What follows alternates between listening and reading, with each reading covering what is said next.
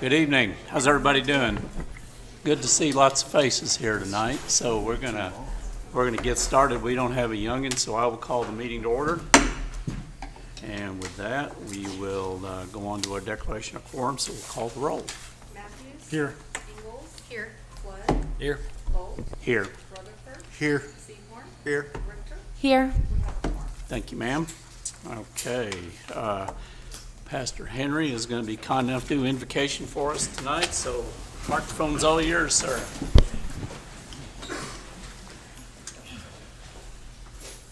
Let us pray. Gracious and kind Heavenly Father, we come to you this evening, dear God, and we pray for this assembly that's gathered here together to transact business of the people in this city. Father, we pray that you will give them wisdom, give them the strength they need to make decisions and follow through. Father, we pray that you will watch over them as they dedicate their service to the rest of us to keep us safe and to safeguard the well-being of all the citizens of our community. Thank you for the staff and all those who are here tonight in this session. And Father, we remember that we're in the season of the Advent. We remember the coming of our Lord Jesus Christ. And Father, we pray for those who are not able to be with their families at this season, especially the men and women who serve in law enforcement, in the armed services, in the medical profession, and so many other areas, dear God, that they're not able to celebrate like the rest of us. We ask that you would watch over them. We ask, dear God, that you would watch over our city, keep us safe. In the name of your Son, Jesus Christ, we pray. Amen. All right, you're good. Thank you, sir. You'll join me in the flag salute. I pledge allegiance to the flag Of the United States of America, and to the republic for which it stands, one nation, under God, indivisible, with liberty and justice for all.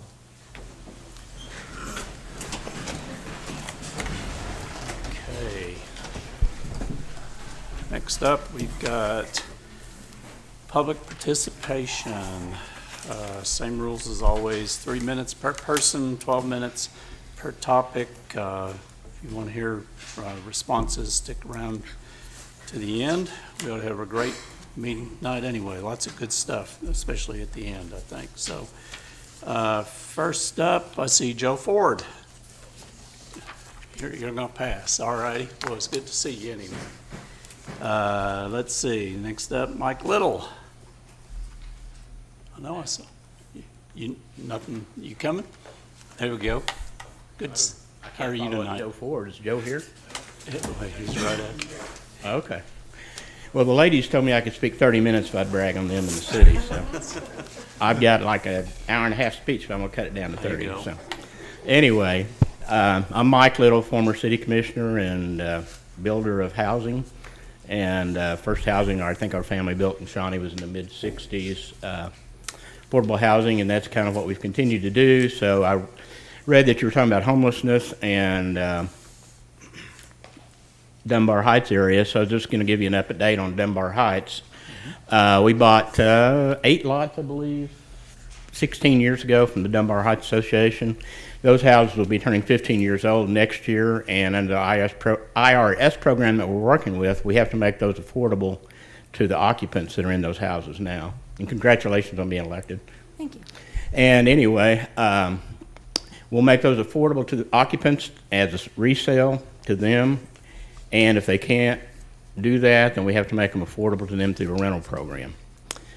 And the 12 houses that we're doing now, we just finished up and we got the last 2 occupied November 30th. And we appreciate the city's help on getting those permits and everything started and the county's help on getting those lots.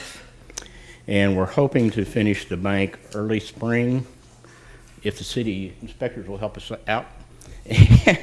And we hope to have that done by then, and I'd be happy to stay later and answer any questions, or please email me if you have any questions on how these programs work. As you know, it's an IRS program, so it's very, very complicated. But by getting to home ownership in the Dunbar Heights area, we think that's going to be great. And then the houses we've done around Franklin School will go through the same program. 15 years from now, if I'm still here, we'll make those available, or whoever gets those inherited, or inherits those. So anyway, if I can answer any questions, just please email me or let me know. I appreciate it. Thank you. Good. Thank you, sir. All right, let's see. I think the way I was asked to do this, Kay Wheeler would be next. I thought I saw. Okay, thank you very much, Kay. And Rob, that puts you up next, so microphone's all yours. Good evening. How are you? I'm doing pretty good. How about yourself? Doing great. All right. So tonight, had a little incident at the library the other day. From looking at the video, it kind of looks like people were fighting two dogs. Looking a little more, it could have been a stray dog that walked up with somebody else who had a dog on a leash and they got into a fight. The problem we have here is even the dog on the leash is because someone is sleeping under the library. It's not because they're walking their dog down the sidewalk and window shopping and shopping small in Shawnee. It's because they're sleeping at the library. So what happens, God forbid, a parent and their child is walking in, little kids, I would have at my age, thought, oh, cool, a dog, and reach over to pet him. Except that dog's sleeping in what it thinks is its home. So now that dog might react differently than just, oh, hi, please pet me. It's liable to snap and bite. So now a child's bitten because we continue to let people sleep under the awning of the library. That needs to be addressed. The presentation tonight for the homeless and the vagrant issue, presentation's not a bad presentation at all. The thing that I think is interesting is it appears at the beginning of the presentation that we can't really do anything. There's a whole lot of things we can't do. And then the second half, it says, but we can. So the but we can part is things we could have been doing this whole time. You guys have the ability to change the rules at any one of these meetings. This is not a new concept. So with that, why haven't we changed any of the rules? Why have we just had another thing that we kind of pushed to the side and didn't ever really do? Dropping people, jumped the gun a little bit, loitering. For loitering, the way I like to think about it, and there's more to it than this, loitering is basically being in a place that you have no need to be. So if I'm sleeping outside the library, that's loitering. I don't need to be sleeping outside the library. If I'm sitting under the awning at the library reading a book, that actually has to do with that building. That's not loitering whatsoever. Now, there's a lot of gray areas there, but some of this loitering stuff we can fix, and we can fix it not today because y'all can't do anything tonight, but we can fix within the next meeting very easily. Next, this is an interesting, this is the picture I gave you, okay? This picture is from October 26th, and it shows a white van, nondescript, with somebody in white coveralls with what looks like a bunch of stuff in a plastic bag. Now, to the naked eye, this kind of looks like a terrible picture of somebody being dropped off in a prison uniform. I don't actually think that's what it is, because when we looked up who the van belongs to, it belongs to a place in Oklahoma City called OKC Restoration Church. That's who it's legally registered to. Now, if you also look in that picture, they're not even parked the right direction. The library would be on the right side of that van, not the left side, which means they're not from here. They're not used to that. That was a quick stop and go. So people aren't being dropped off. You sure about that? Now, we go a little bit further into like the last meeting, and Mr. Mayor, you said yourself that you'd handle this if we brought you tangible proof. Well, here's tangible proof to look into to find out what they were doing in this town. Because OKC Restoration Church, they deal mainly with addiction. It's a noble cause, there's nothing wrong with it. However, there's almost 800,000 people in Oklahoma City. They can't find an addict there. We do have organizations around here that help with addiction now and have faith services involved. We don't need another outsider, not to mention the picture looks like they're dropping somebody off. So let's, what are you going to do about that? Last tonight, the financial disclosures. We still haven't gotten them done, so here's where it gets fun. Either y'all get it all straightened out by the next meeting, or I'll post it all for you.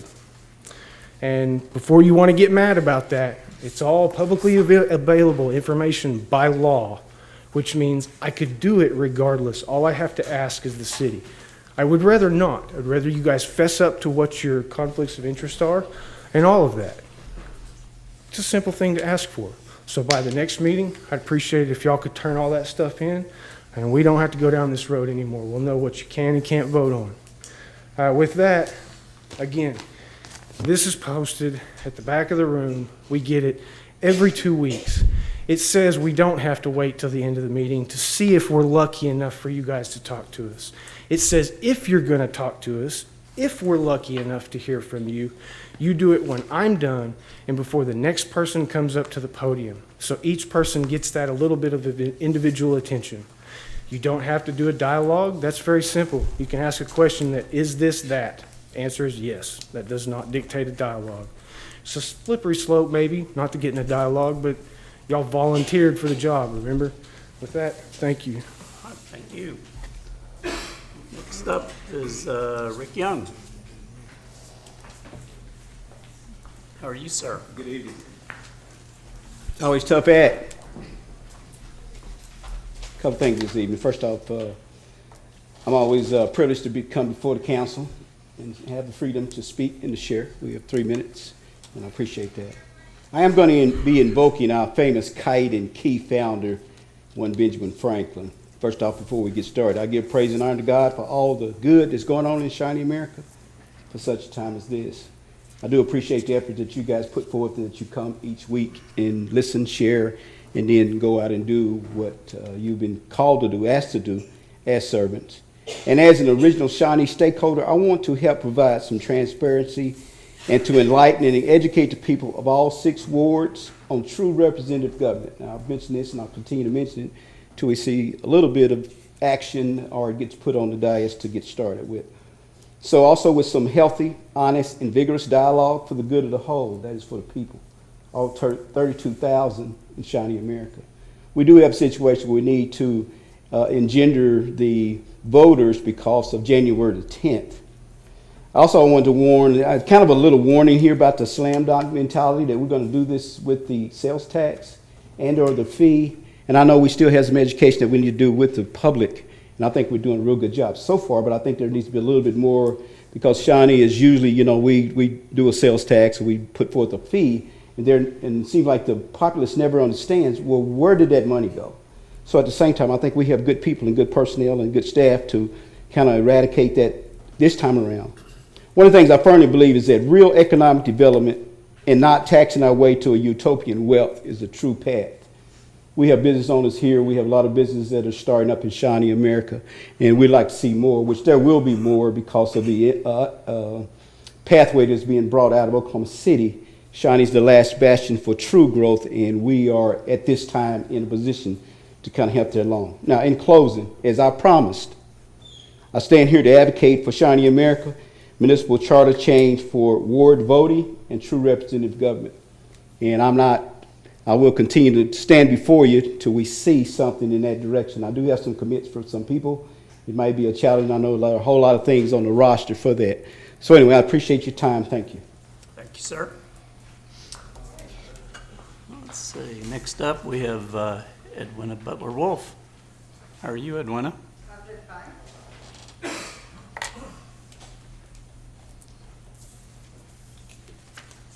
Good evening, Mayor and Commissioners. I come to this evening to talk again about my issue that I presented to y'all in September of in my neighborhood of a vacant house, and it still stands the same. Nobody has did anything about the vacant house of this door being open, and I know someone is in there late at night because I could come in and from work and the door's wide open, and then at night and the wind's not blowing and the door is shut. So it is a concern in my neighborhood. Like I said before, that when homeless people get into vacant homes, they tend to start fires.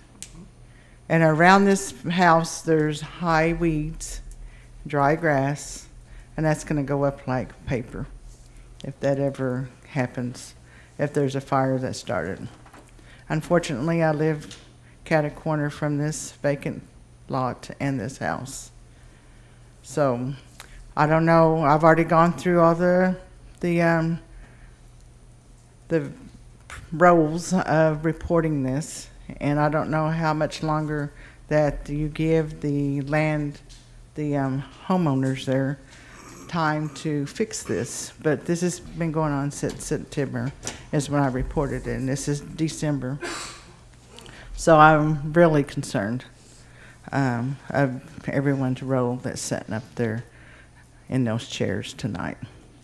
And I did get the privilege of getting to sit down and watch some of the meetings. And I know that after I did the inquiring about this vacant house in September, you did have a session on the data of homeless people, that we didn't have a problem or we're fixing the problem. That's what I gathered from the viewing of that meeting. But as I went down touring Shawnee downtown, it still looks the same. I don't see there's any data of fixing anything. And tonight I come to you because I was really disturbed by the November 21st meeting when you all had your comments and you, Mayor, was up there.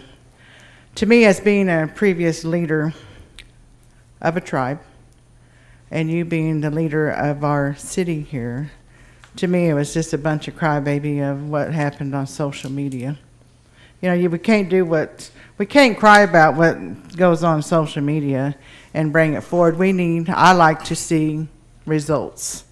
I want to see results of what you're going to do about this city of homeless people. Thank you. Thank you very much.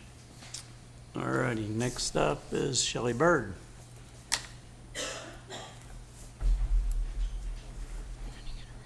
How are you this evening?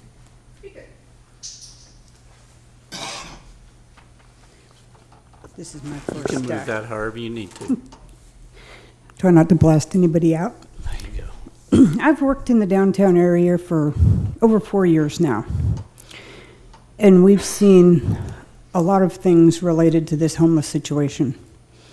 We've had people defecating and urinating on the side of our building. We've had people masturbating outside our building. One lady tried to abduct my grandson out of the front door of the building. And I watched a little slideshow presentation for tonight, and it says, well, the business owners should put up more cameras. They should take pictures. They should post signs. We've reported these situations and nothing was done.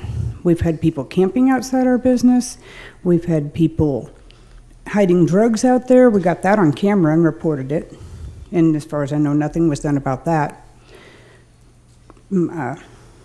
In reference to the video that Rob Morris was talking about, I saw that video as well. 6 or 8 people standing outside the library yelling, cursing, screaming, throwing stuff. I don't feel safe taking my grandchildren to our public areas, the park, the library. But, well, the homeless have rights. Why has the city of Shawnee lost all of their rights? I don't feel like we have any. One of our employees is afraid to walk in the door every morning to work. One of us has to meet her in the parking lot and walk her in because they've chased her down the street. They've been outside of our business dancing around, slapping each other in the head, gyrating and articulating. Something has to be done. Well, they're not hurting anybody. Well, yeah, I think they are. I don't know what kind of diseases were in that pile of feces that I had to clean up outside our back door. Do we have to start nitpicking every little thing and harassing them until they just finally leave? That's littering. Go to jail. Cursing in front of the library. That's illegal. Go to jail. Because we can sit down there all day, all of us, and take pictures of every little thing and videos of every little thing. But I think that as a town, Our small business owners shouldn't have to leave and go somewhere else because of the homeless situation on our streets. They have rights too. They have a right to be productive and make a living. And we have a beautiful little downtown area. The little brick streets and the little shops, and we could really have a nice town. But they've taken it away from us. And if somebody could think of some way to straighten that out, take them all out to OBU. Isn't there a bunch of empty buildings out there? All right. Thank you. Very much. Okay, and that's our last speaker. Item 2 is consider approval of the consent agenda. Is there anything anyone would like to take off the consent agenda? If not, we entertain a motion. Move to approve. Thank you, sir. I'll second. Darren and Travis. We have a motion and a second for approval of item 2. We'll call the question.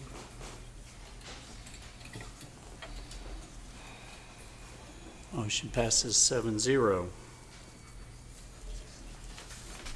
Item 3, presentation of Pet of the Week by Animal Control. I think I saw a little dog out there. Well, he's sleeping now. They got him up.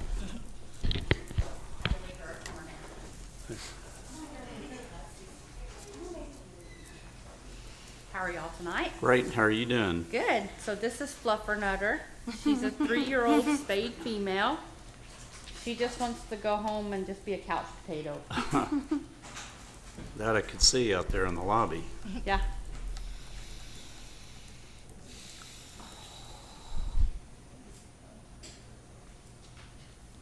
You ready? Have a good night. All right, thank you so much. Oh, Steve's very good. Item 4, consideration agreement between the City of Shawnee and Freese and Nichols for engineering services. Mr. Barkheimer, how are you tonight? Pretty good. How are you, Mr. Mayor? Doing great. So if you'll recall last meeting, Mr. Foos gave a presentation regarding our ARPA program and how we're proceeding with the master service agreements and task orders for projects. Similarly, at last commission, we presented the first of 3 general service agreements with different engineering firms. So this item is for the second of those 3 agreements. This task being with Freese and Nichols. The specific agreement, I would add, similar to last time, this is the guardrails for our future task orders. I would also mention that we do have a representative from FNI here tonight. Mr. Clay Herndon is here, and would be happy to come speak if you guys have questions of FNI. But with that, staff would recommend approval, and I'm happy to answer any questions you have of the agreement. Okay. Any questions? If not, we'd take a motion. I'll make a motion to approve. Thank you, sir. I'll second. All righty, Mark and Travis. All righty, we have a motion and a second for approval of item 4. We'll call the question. And the item passes 7-0. Item 5, consideration of a task order number in accordance with the agreement between the City of Shawnee and Freese and Nichols, Inc. for the water systems improvements along North Park Street. And sets up again. Yes, sir. So as we just discussed in the last item, this is the first task order for FNI. This project was included in the state, our application to the state legislature for ARPA funding. We've had about 11 main breaks in this segment over the past 5 years alone. It's also worth mentioning that this is one of our main feeder lines for both the Federal Street water tower and the airport water tower, as they're both right there on Federal Street. So it's obviously a pretty high priority for us to get fixed. In total, the project's about 2,700 linear feet of removal and replacement of water line. The task order covers survey, preliminary and final design, as well as bidding and construction administration. The task order totals at $122,040. With that, staff does recommend approval of the item, and I'm happy to answer any questions that you guys have about it. Okay, any questions? How about a motion? Move to approve item 5. Thank you, I'll sir. second. So Daniel and Cammie. All righty. We have a motion and a second for approval of item 5. We will call the question. Motion passes 7-0. Item 6, we have 2 administrator reports. First one is on homelessness. So that's Mr. Vondran and Andrea. How are you guys tonight? Good, Mr. Mayor.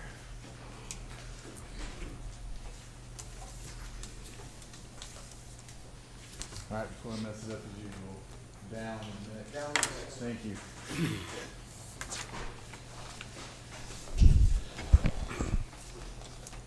Mr. Mayor, Commissioners, I appreciate the opportunity, along with City Manager, to present on some of these issues. Obviously, a hot topic into citizen comments this evening, and hopefully we can address a lot of those questions through this presentation and make ourselves available to answer any questions that you might have as a result thereof. The portion I'm going to focus on directly relates to a couple of questions that Commissioner Matthews posed at the last meeting with regard to the city's legal obligations and rights as we identify and address problems regarding homelessness. So when we look at those issues kind of big picture, it's a prevalent issue throughout the world. It's getting worse. No one needs to go any further than the news or Google to see that many municipalities and even states and countries are dealing with this issue on a level that they've never dealt with it before. Shawnee is no different, which is why we have this concentration primarily in downtown Shawnee. And you've just heard the concerns and the issues that are related to the homeless population. And I know that that's not something that the 7 of you are learning about this evening. You hear about it often. You discuss it with staff often. And we've been working on various solutions to what is a very large and worldwide problem. So, what makes it so difficult? Well, we're dealing with human beings, and it's a delicate issue. And this is particularly as we'll discuss Shawnee, state of Oklahoma, United States of America. We have to balance our actions very carefully because we're dealing with the rights of human beings. And that triggers constitutional issues and constitutional rights that we each hold near and dear to ourselves. And candidly speaking, those who are unhoused do not differ from us in that regard. They enjoy the same rights and responsibilities under our laws as each and every one of you, as I do, as the city manager does. So when we talk about balancing that, we are looking at the rights of the citizens. We're looking at the rights of the business owners. We're looking at the rights and responsibilities of the municipality, but we also have those individuals that are afflicted with, either by choice or by circumstances outside of their control, being unhoused.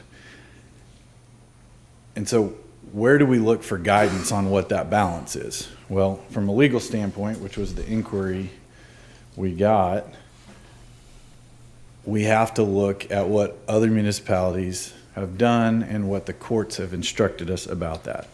So what are the things we've been working on? And that are these general issues and city actions. So revision of existing ordinances relating to overnight shelters. Seems simple, right? We create ordinances that require people to stay in overnight shelters and not to be outside. Well, as we're about to discuss, there are significant constitutional issues associated with that. Overnight camping on public property. Well, that would go part and parcel with those shelter numbers. Again, the U.S. courts have instructed us that we have to be very careful on how we regulate that. Public storage of personal belongings. We've heard about that a lot, particularly when belongings are piled up in public places, encampments created where rights of way are blocked.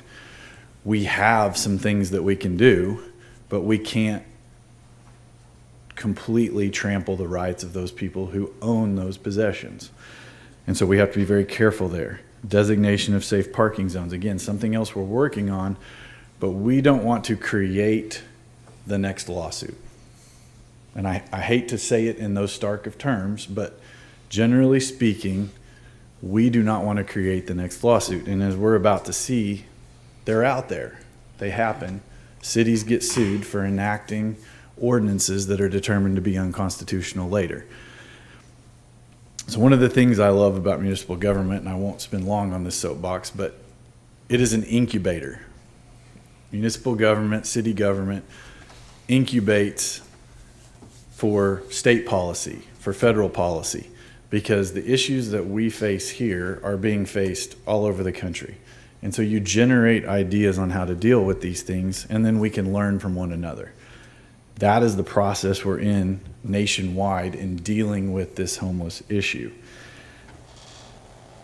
The backstop of that, and I guess the downside of this experimentation, is the fact that the cost, and I think this is important, the cost of having an ordinance overturned because it is determined to be unconstitutional is very expensive to the municipality. So there's not only damages that can be associated with it, as in a case we're going to talk about that originated from Boise that cost the city there millions of dollars.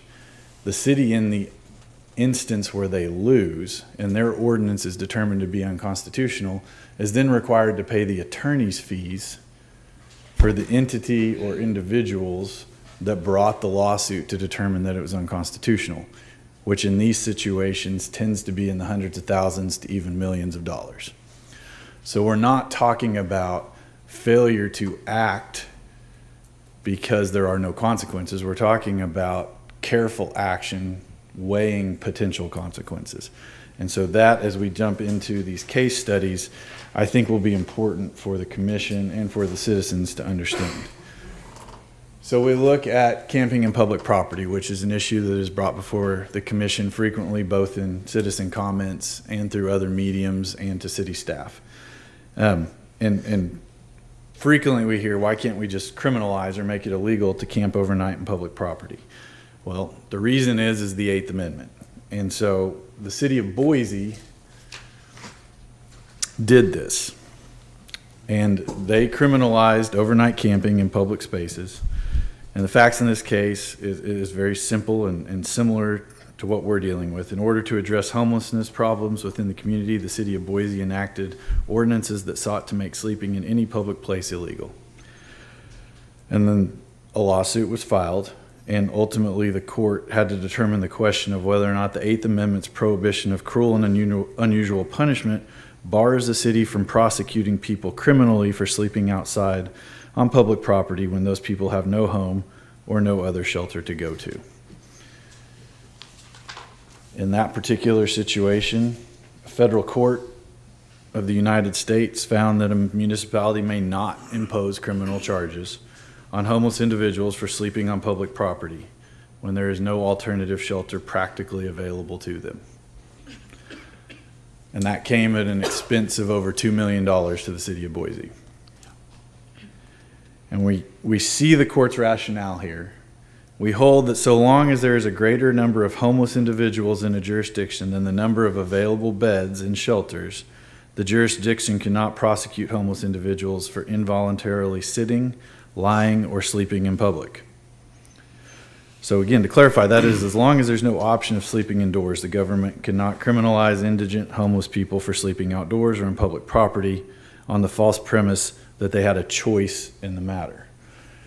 The byproduct of this, unfortunately, though, is in order for a municipality to be able to enact an ordinance like this and properly enforce it, it would have to have a realistic daily count of those unsheltered individuals within their community and a realistic daily count of the number of available beds in that community.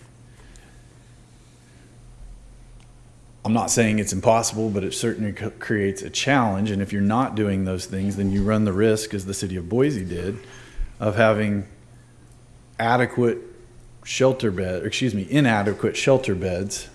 for the amount of homeless population, in which case you cannot prevent them from sleeping in public places.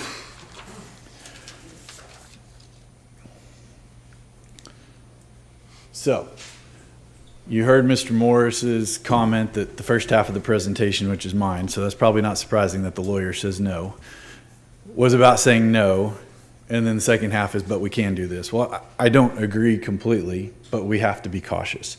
So what are the practical takeaways? What do we need to learn as we craft these ordinances for the city of Shawnee? The court is not requiring the city of Boise to provide shelters for the homeless. It never says that. It's not going to become our job to construct adequate shelter beds. The ruling does not apply to individuals who have access to adequate temporary shelter, which I think is very data-driven, which the city has taken steps to begin to collect that data in a very real and robust fashion. But that is a threshold to our ability to make any enforcement and efforts in this area. A municipality may prohibit sitting, lying, or sleeping at particular times or in particular locations. So this does give us an avenue that we can proceed down to weigh and balance those rights, but to keep sidewalks from being blocked, to keep certain parks from being unnecessarily encumbered at certain times of the day. We have a lot of discussion about the public library, which sits on city property. This is an area of concern that is being addressed through this very careful balancing act. Finally, a municipality may prohibit these activities in places that would obstruct public rights of way in certain structures. I don't know if it was 2 weeks ago or the previous month, but we had some specific discussion about almost a mini encampment or a ad hoc storage that was on a sidewalk that was impeding traffic to a business. We were able in that circumstance to remove that, but having more definitive legislation before you that doesn't violate those individuals' rights and removes those impediments is something that we're working on. So the Boise case was kind of the first one that jumped out there and said, hey, cities, you better be careful. But there have been subsequent decisions that give us more guidance. And I won't dig as deep in those, but we have Ship v. Schaff, where the court held that imposing criminal sanctions on homeless individuals who refused to temporarily vacate an encampment for 8 hours so the encampment could be cleaned does not violate the Eighth Amendment. So what we see here, that may sound somewhat ridiculous, but what we see here from the court is they're not saying that this right extends to everything. There are reasonable limitations. The municipality has to have the ability for public safety, for the safety of the citizens, for health, to be able to enact regulations surrounding these types of activities. So I don't necessarily put any of these into a positive or negative category, but they all give us additional data points and guidance as to how we can proceed.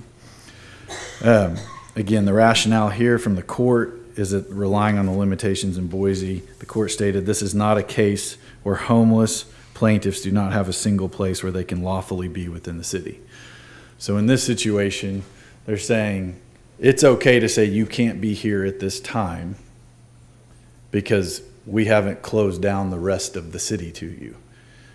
Just because this is where you want to be doesn't mean that's where you get to be, as long as there are other options available. So that's the guidance we take there.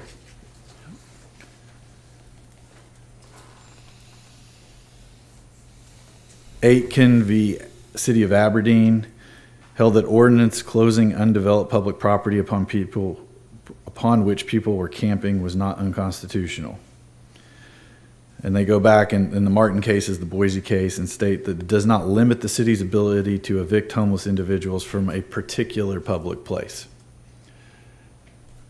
So again, we've got this idea of specific places. If we're not closing them off to all places, we can have determinations as to where they can and can't be at specific times. And again, in keeping with Martin's self-proclaimed restraint, courts have been reluctant to stretch the ruling beyond the context of total homelessness criminalization.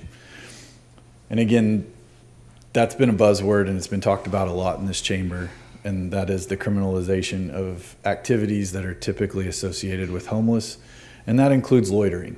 And those are hot button items that people who advocate for the homeless population are looking at within municipal legislation to attempt to attack. And there's a real risk associated there. And it's something, again, where we're balancing those rights and trying to find that happy medium.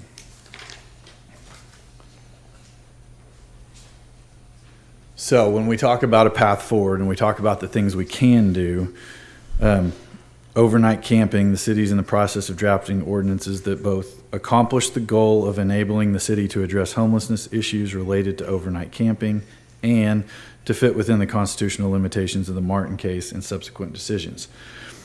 Practically speaking, what does that look like? Well, as you might infer from the presentation to this point, that looks like designating specific places and specific times so that we know where those populations will be, so that we can collect and gather that data, so that we can provide an opportunity for them to have a place to sleep, lie, live as enabled by the Martin case, but also protect the rights of remaining citizens.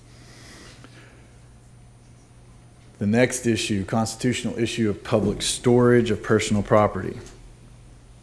This one comes up frequently. I know we've had a lot of comments about it. I know that staff has been working diligently to look at solutions.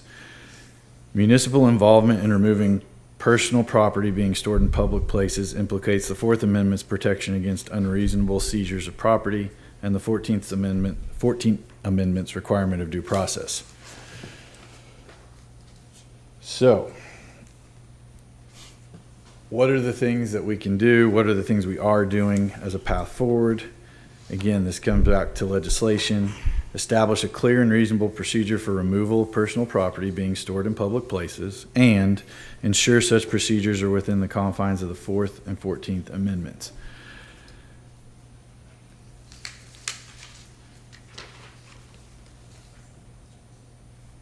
This one is particularly challenging because unlike in the Martin v. Boise case, we don't have subsequent cases that clearly outline via case study what our limitations are. What we know is the courts have identified this issue as creating a problem for both of those constitutional rights. And so as we look to go forward, we are, along with a lot of other municipalities, treading lightly to ensure that we don't do anything that would trigger the next lawsuit, because we don't want the city of Shawnee to appear in one of these presentations in South Dakota 3 years from now. So it's of particular importance, and it's being addressed through alternative storage mechanisms, public storage availability, things of that nature that will protect the homeless individual's property, but is something that must be addressed very carefully.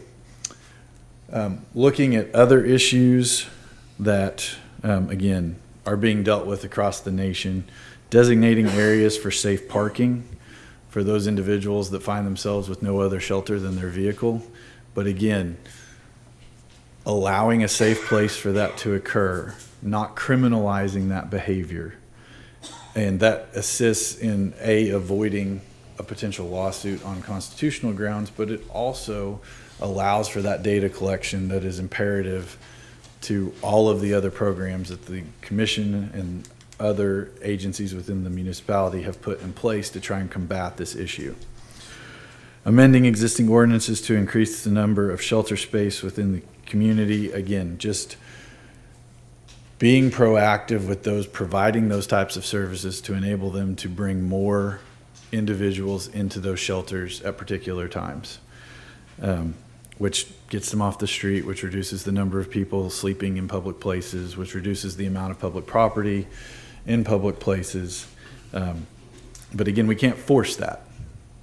We can assist in making that available and hope that it becomes an attractive option, but we can't force it. Establishing reasonable procedures for temporary storage of personal property that do not unduly burden the city, which I think we've addressed. So that brings me with that kind of back full circle to the question that was originally posed. And I've broken it down into two questions, which is what must the city do if homeless individuals are dropped off in Shawnee? So we can debate whether this is occurring or not. I don't know that there's a great deal of value there, because once they are here, regardless of how they get here, we have a duty to protect their rights. And that may not be the answer that people necessarily want to hear, but at the end of the day, if they're dropped here, our duty is to protect the rights that we've just outlined. Now, what can we do if we become aware that homeless individuals are being dropped off in the city of Shawnee? So this is where I think the difference can be made. But again, it's not an easy fix. So the first critical step is obtaining verifiable evidence of an event. We're seeing the community, as we begin to really attack this head on, not just at the commission level, but from the community level, bring that evidence to us. That is wonderful. I hate that it's occurring. I hate the evidence exists, but we have to have that to be able to address the issue. And so that is a good thing. That is something that the city is encouraging, and Andrea is going to talk more about that, but we have to have that information in order to do something about it.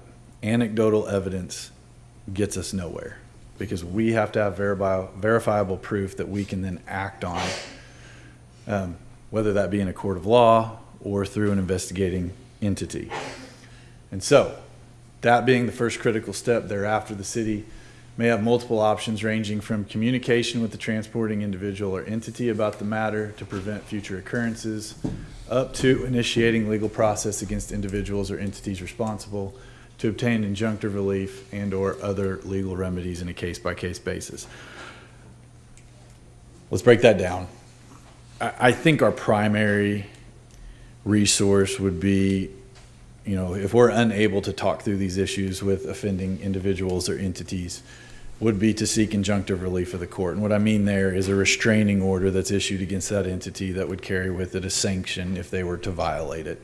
So if we have municipalities or organizations that become repeat offenders based upon verifiable evidence, we can seek an order of the court to prevent that activity, and it would carry with it a sanction if they were to violate it. Again, each case will be very fact specific. That's why it mentions case by case basis. There are the potential for other legal remedies to be available, but I see that as the primary one, and I see it as an important one, and one that is typically effective, because while they may violate it once, they don't tend to violate it twice. So hopefully, I know that's not a succinct, quick answer, but hopefully that addresses some of that. And really the cost-benefit analysis that staff painstakingly is working through in assessing the risk of, attacking this problem while balancing those rights. And there's other things that are just going to exist. I was trying to address everything I heard in comments, and there was an example of people cursing in front of the library. Well, that's not illegal. And that's the First Amendment. And so there's going to be behaviors that we endure in the United States of America that we may not like, but that are going to be protected. And I understand it's particularly sensitive when it may be a person who appears to be homeless that is engaged in that activity, but there are going to just be certain things that we're not going to be able to regulate as a government entity. That being said, I'm going to turn it over to Andrea, and then I think we'll both be up for questions. Okay. Thank you very much.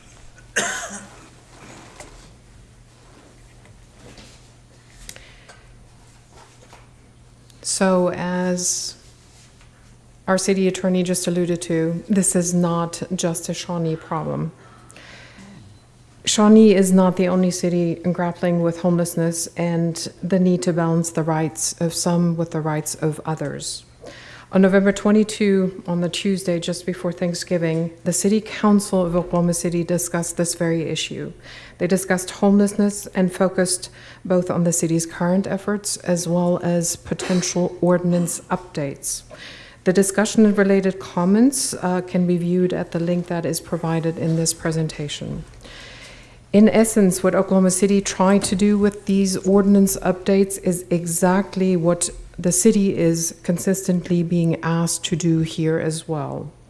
Tightening trespass ordinances, introducing camping prohibitions, requiring verifiable proof for being on public or private property, and then establishing a finable and easily enforceable misdemeanor offense for potential noncompliance.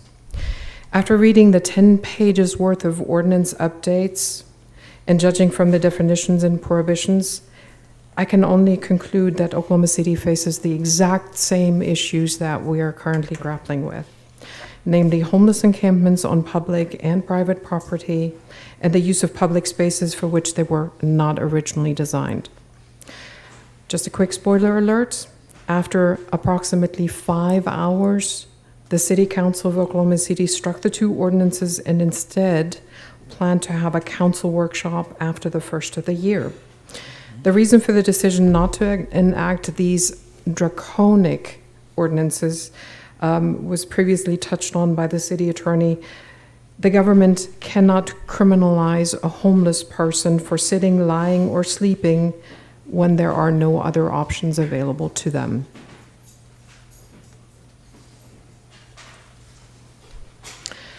Most everyone understands that homelessness is a very complex issue and pervasive throughout the US and the world. Prior to COVID's interruption of point-in-time data collection, we had just under 600,000 people within the US who experienced homelessness across the nation. They lived in every state, they lived in cities, suburbs, and rural areas. They came from every gender, from every racial and ethnic group. More than 2 out of 3 homeless people are individuals, including 6% in unaccompanied youth, whereas the remaining 30% are families with children. They all were without stable housing, meaning that they either had already lost their permanent home or would soon be without. Furthermore, they could be fleeing life-threatening situations such as domestic violence and just simply have nowhere else to turn.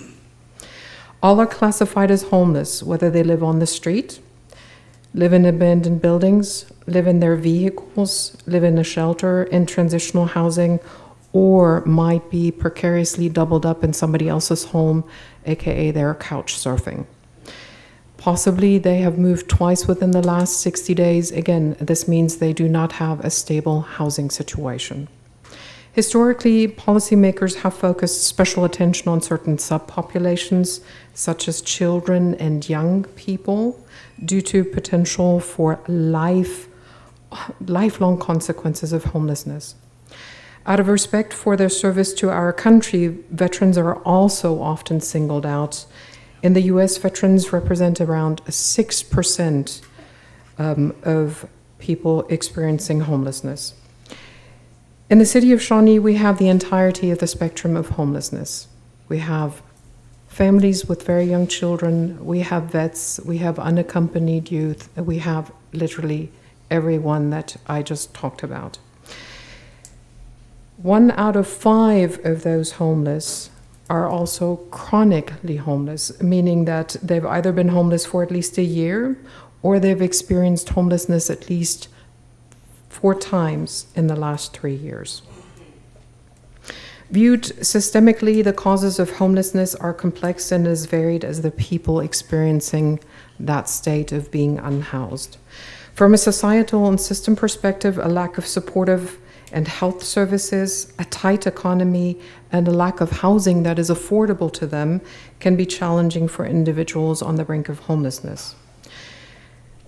The great challenge areas in between the system and the individual itself, where some individuals do not seem to be able to succeed within the broader socioeconomic environment, that is where conflict happens that often leads to homelessness. From an individual perspective and tied to personal situations and circumstances, people may fall into one of 3 broad categories: those who are employed but are homeless, those who would be able to work but are currently under or unemployed, and those unable to work without assistance, such as family caregivers, single parents, or individuals with significant physical or mental health issues. People without homes face many everyday challenges that most of us never even think about. They encounter increased violence and crime, more sickness and injury. They worry about storing their few possessions. There's a lack of nourishment, hydration, warmth, and its impact on long-term physical health. There's a lack of bathrooms, showers, toiletries, laundry. There's no job training, access to education, or reliable transportation. There's a lack of understanding of how to navigate the various services and assistance systems that do exist. There's a lack of identification, no mailing address, no internet access, possibly not even phone access. Feelings of rejection, discrimination, verbal abuse, isolation, and loneliness top it off. The impact on long-term mental health due to continued crisis mode and increased anxiety, past trauma, substance abuse, and addictions is unfathomable. Immediate assistance for these challenges can be provided through overnight shelters, food banks, soup kitchens, clothing, all of which is currently in existence in the city of Shawnee. Emergency services could provide health and mental health services, addiction rehabilitation, and of course emergency response whenever it is necessary, but those services are limited in their reach. Economic assistance could help job seekers with job training, job placement, and of course, in some particular cases, there may be additional assistance for social and life skills needed. Long-term mitigation and reduction of homelessness requires more than just ordinance updates. The Housing First model has been proven to be highly effective. This approach simply gives homes to people experiencing homelessness, regardless of whether they are sober, have jobs, or have health problems. Offering supportive resources and services, which may involve multiple organizations, offers shelter, clothing, mental health resources, and often helps people to get back on their own feet. And then last but certainly not least, we need to look towards establishing a system, and that is definitely not something the city could do alone. That is a statewide, that is a nationwide issue. We have to establish a system for the permanent care of those who will be unable to care for themselves and sustain themselves due to significant physical and mental health issues. And those facts are all known. There is a lot of science that backs up each one of these approaches to mitigating homelessness. The city is doing quite a bit. I understand that it was not too long ago, but within the last couple of years, we really stepped up to the plate and have done a lot. With our homeless program coordinator coming on board at the beginning of February, I cannot tell you how much of a difference that has already made. The homelessness response at the city level involves more than just our homeless program coordinator, though. A city internal multi-departmental group involving law enforcement, fire department, code enforcement, public works, community development, and the city manager's office. We are all working with the city attorney to draft these city code updates related to the placement and operation of overnight shelters, regulation of overnight camping, a framework for the establishment of safe parking, because we do have quite a few folks who are working homeless, living out of their vehicles. And then a regulatory framework for storage of personal belongings, because we cannot have them stored on public property or even on public rights of way, the case that our city attorney cited. Our homeless program coordinator continues to facilitate monthly roundtable meetings with local and state service providers to coordinate efforts and identify gaps in the response. Our coordinator is also reaching out directly to various civic and church groups who have been running meal operations for the homeless in downtown. We're asking those groups to move their services to the Homeless Resource Center, as well as to coordinate their schedule with all meal operations to avoid duplication and the creation of waste. On December 13, city staff from several departments will again meet with the downtown business owners who are inordinately affected by homelessness in Shawnee. We are going back to the discussion of Main Street specific concerns related to homelessness because those clearly dominated the first conversation we had with them. The city will continue to pursue the establishment of a city-specific homelessness continuum of care and has already reached out to the respective liaisons at both the Oklahoma Department of Commerce and at the U.S. Department of Housing and Urban Development. The city's Emergency Solutions Grant recently expired. That was the grant that funded the porta potty and shower trailer experiment, which we have received a lot of feedback. That is one way to address some of the lack of downtown bathrooms then that results in what was described by one of our public commenters before. We are actively seeking additional grant funding. It was a very successful trial. We're also trying to reach more volunteers. We've just expanded the Homeless Resource Center hours to 4 days a week, but ultimately we know we need more. I do understand that the business community is struggling with homelessness in downtown. The issue of homelessness can certainly not be solved just by city staff alone, I can tell you. If you are a business owner, please consider what you may be able to do yourself. And that includes adding safety lighting to all entrance and exit points at the property, adding video cameras not just as a deterrent for potentially unwanted activities, but also for the purpose of sharing such information with our police department for subsequent investigations should some crime have taken place. I counsel all property owners to undertake a security analysis of their property, making sure that all entrance points are appropriately secured, even those located on second stories and even on the roof. Please know that our police department stands ready to assist with such a security analysis. And if you find homeless persons near your business, please direct them to the Homeless Resource Center. We would be glad to assist them there. We would be glad to provide outreach materials that downtown business owners can hand out without having to say much, just simply hand out a piece of paper with the appropriate information.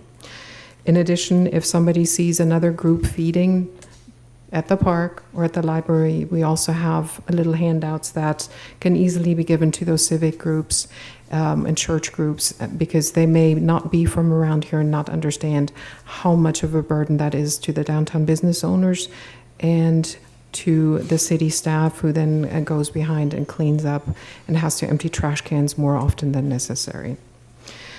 But most of all, my plea is help us help you. As the business owners in downtown, you are our community's eyes and ears. If you see anything unusual or out of place, discover an encampment, notice potentially unsafe behavior, report it to the appropriate city department without any delay. And whenever possible, as discussed earlier, please include actionable pictures or video, because without proof, we cannot follow up, investigate, and potentially prosecute if a crime was committed. And lastly, what everyone in the community can do. Again, the issue of homelessness cannot be addressed by the city alone. We have 280 staff, all have very distinct areas of responsibility. We just simply do not have enough hands and eyes and ears to tackle this very large issue on our own. As a resident of Shawnee, you could assist the homeless program coordinator and the many service agencies involved by donating food, clothing, especially coats, hats, and gloves during this time, sleeping bags, blankets, toiletry items, even bikes and other things. Consider offering your services for bike repair, laundry, haircuts. Become part of the crisis response team because I know that the next emergency warming shelter is just around the corner. Volunteer at the Homeless Resource Center with one of the local nonprofits or church groups. And if you're part of a meal operation for the homeless population, please remember to coordinate with our Homeless Resource Center instead of just showing up at the park or the library. Erica Genti, the city's homeless program coordinator, is your contact to get connected to help with this worthwhile mitigation effort. Thank you so much for considering donating of your time for this very important effort. And with that, I know that the city attorney and I are available for any questions you may have. Good. Thank you both for your presentations. They've been very informative. Questions, big issue. I'll start maybe for the city attorney. To those that might say, but there's actually, Joe, there's a really low chance we're going to get sued.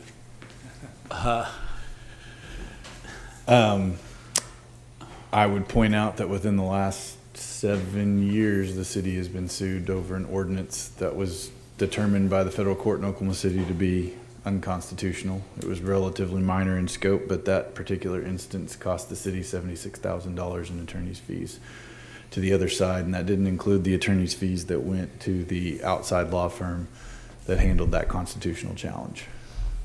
So I'm certain that there are dozens, if not more, municipalities that have enacted legislation that was similar to or even more draconian than the Martin case out of Boise and didn't get caught.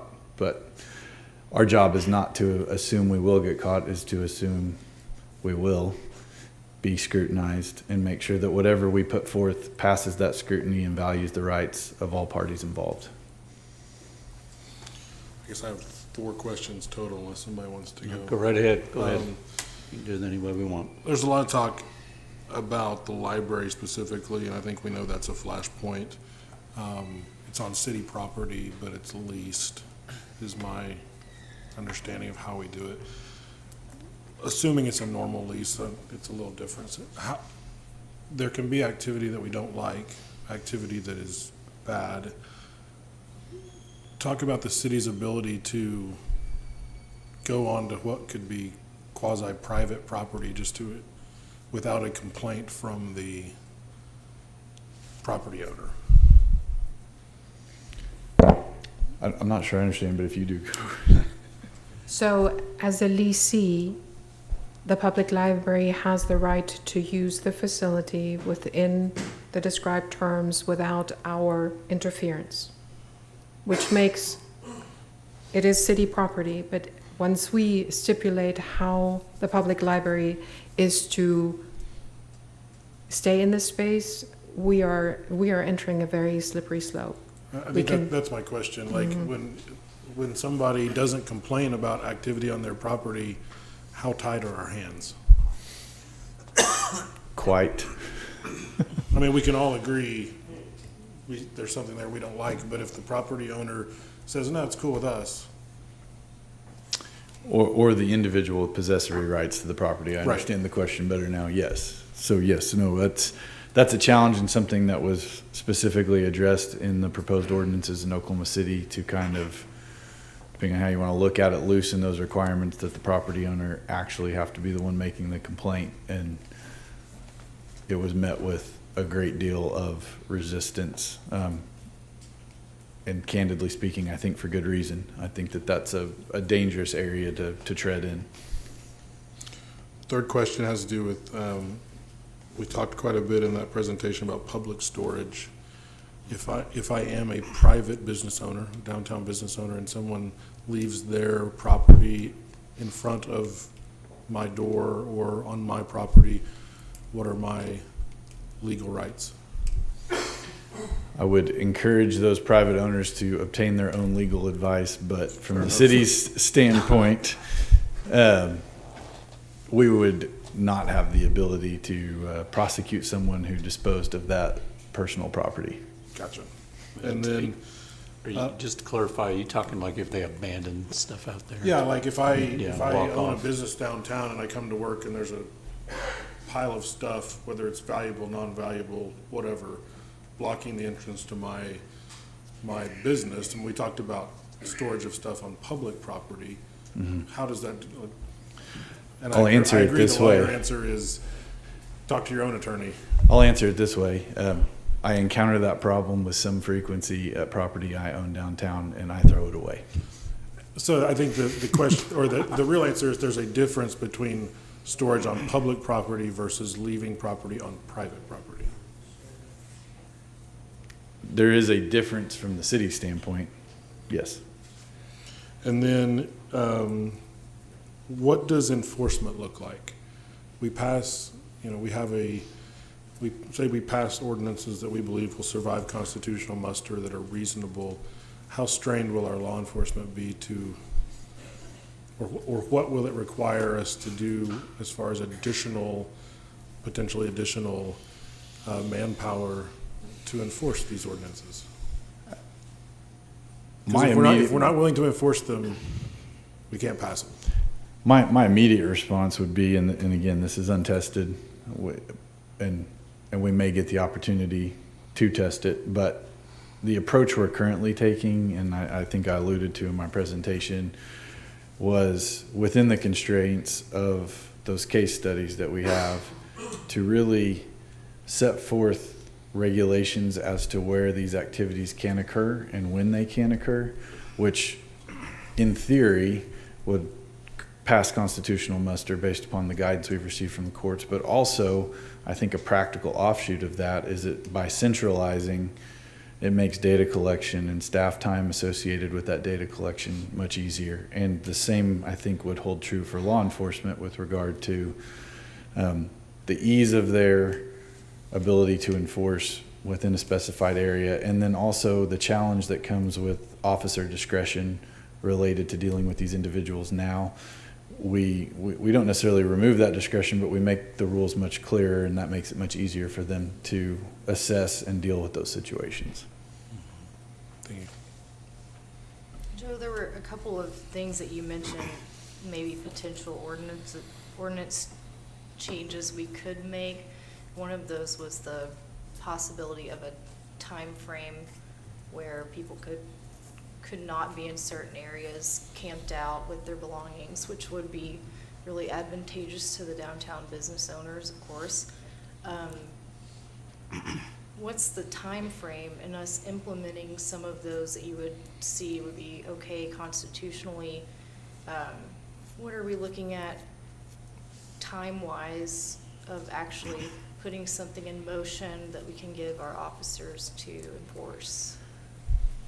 I would defer to the city manager after saying that those are in process to be proposed to the commission, but ultimately it will be the commission's decision what is enacted and what that ultimate time frame looks like. So obviously I know you guys will want to spend as much time in it making sure that responsible decisions are made, but I'll defer to the city manager on when we think those will first hit your inbox, but it's being actively worked on. We've been working on the research and the draft versions for quite some time, knowing that we have to get the wording just right in order not to expose the city to any additional liability. What we would like to do is talk with the downtown business community at the upcoming December 13 meeting to get some preliminary feedback on how this would look and feel for them, and then bring an even more fine-tuned version to the city commission thereafter. Because right now it literally is just, if we restrict times or places, we have to designate an alternative. And I'm pretty sure that that is not necessarily what somebody had in mind when they said, just make it go away.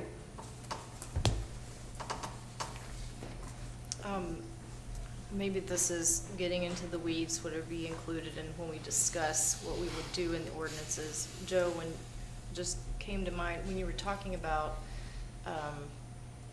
our inability to remove homeless people that don't have an alternative, this may sound silly, but is there a way that we can remove people that do have homes? And I know that teeters on the loitering stuff, but I think the guidance that the court gave us is unequivocally yes. The problem with their decision is that it is clear that they're going to require verifiable evidence that those individuals have adequate shelter. Just in the same vein that it requires that a municipality have some reasonable assurance that there are not shelter beds available. And so it becomes somewhat of an administrative headache, and dovetailing into the previous question about staff and manpower associated with carrying these out, I think it becomes cost prohibitive and practically impossible to kind of dedicate that level of resource to be able to ascertain that quickly enough to deal with it. And so we've looked at alternatives that will hopefully accomplish the same things. That might be around, to give an example, like if we have somebody that the officer for whatever reason believes they have a home, by the time that officer is able to ascertain with any sort of certainty that they actually have a place to go to that they can live in, and that's assuming some level of cooperation, we've taken them off the street for a significant period of time. And if we're incorrect with regard to that, we've opened ourselves to a challenge. And so practically speaking, I think the case gives us the ability to do that. I just don't know that it's feasible or practical. And I think I have one more for you right now. Knowing that we're going forward with you presenting ordinances to us shortly, that is encouraging. Once we hear the ordinances presented and vote, say we vote yes on one, is it the ordinance enforceable the next day? So how quickly, I'm essentially asking, how quickly can we make some ordinances to help downtown? It would be approximately 30 days after a vote, unless the commission determined an effective date later than that. Okay, thank you. Questions? You want to go next? Yep. So one of the things that, and this is more of a question and a comment both, but I know that there are sometimes some significant gray areas on whenever you can approach somebody, whether they're on public or private property, and how the city can enforce certain things like blocking a sidewalk or storage of things on public. And just to make a comment on the fact that when those lines are clear, and then the conversations where we know those have been crossed, those lines have been crossed, action has been taken recently. And I think that that's something that our citizens need to know. Thanksgiving weekend, I received a message from a downtown business owner who said this is taking place outside of my establishment. I contacted the city the next day, asked the questions about, can this person be here, yes or no, and through verification of the individuals, it was ascertained that no, that person is not allowed to do what they're doing right now. Officers reached out to the individual, told them that they were not allowed to stay there, and they were gone before the end of the day. And so it's not that the city is just refusing to do things. It's that they're, much like you're saying, there are certain things that are very easily understood, and the laws are clear, and the lines were clearly being broken, and action was taken immediately. And so I think that's one of those things that I hope that through these conversations and through your hard work and through the conversations with the city manager and with the police department, that we're able to draw some very, very significant lines so that our officers and so that our enforcement and code enforcement or whomever, whether it be, property owners, everybody knows exactly how we can move forward, because it's difficult. Again, Nobody wants to be taken advantage of. Nobody wants their rights to be infringed upon.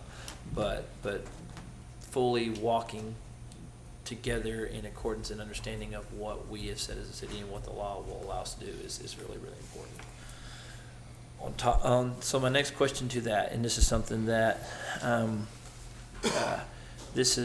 I believe, and this is wild that I've seen this, I believe that I drove past this van and this individual on the side of the road because I thought to myself, why is that guy on the wrong side of the road whenever this was taking place? And I don't know where they came from, all the things, but I know that this gentleman was handed something by this van, and he was reading said pamphlet or whatever it was, and that's about all I remember. It would be nice if there was some type of further, kind of like what we said, further evidence, further video, further anything of what happened and how we got to this point.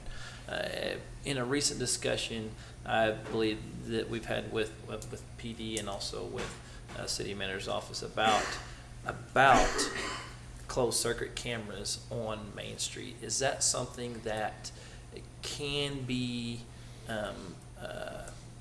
installed as something that it would help our law enforcement agencies or individuals that when a complaint is filed, they could go back and look at these security footage and see, okay, was this person dropped off by this van? Did they walk up to this? Because in all reality, we can all assume that this individual got out of this van, but the truth of the matter is we don't know that this person got out of this van. And if there were a video of them getting out or something like that to go along with this, that would help us make better decisions on how to approach stuff like this in the future. And so that's my question. Are there closed circuit cameras that only our officers could have access to find some of these things out? And if that's a thing, yes. So that's kind of my question there. Surveillance Yes. leads into a whole host of legal slippery slope. Mm-hmm. If I was a property owner downtown, as a matter of fact, as a property owner of just a residential property, I have cameras that cover all angles of the house because I want to make sure that my family's protected. If I was a property owner, I would do the exact same thing because it is my property that I am protecting.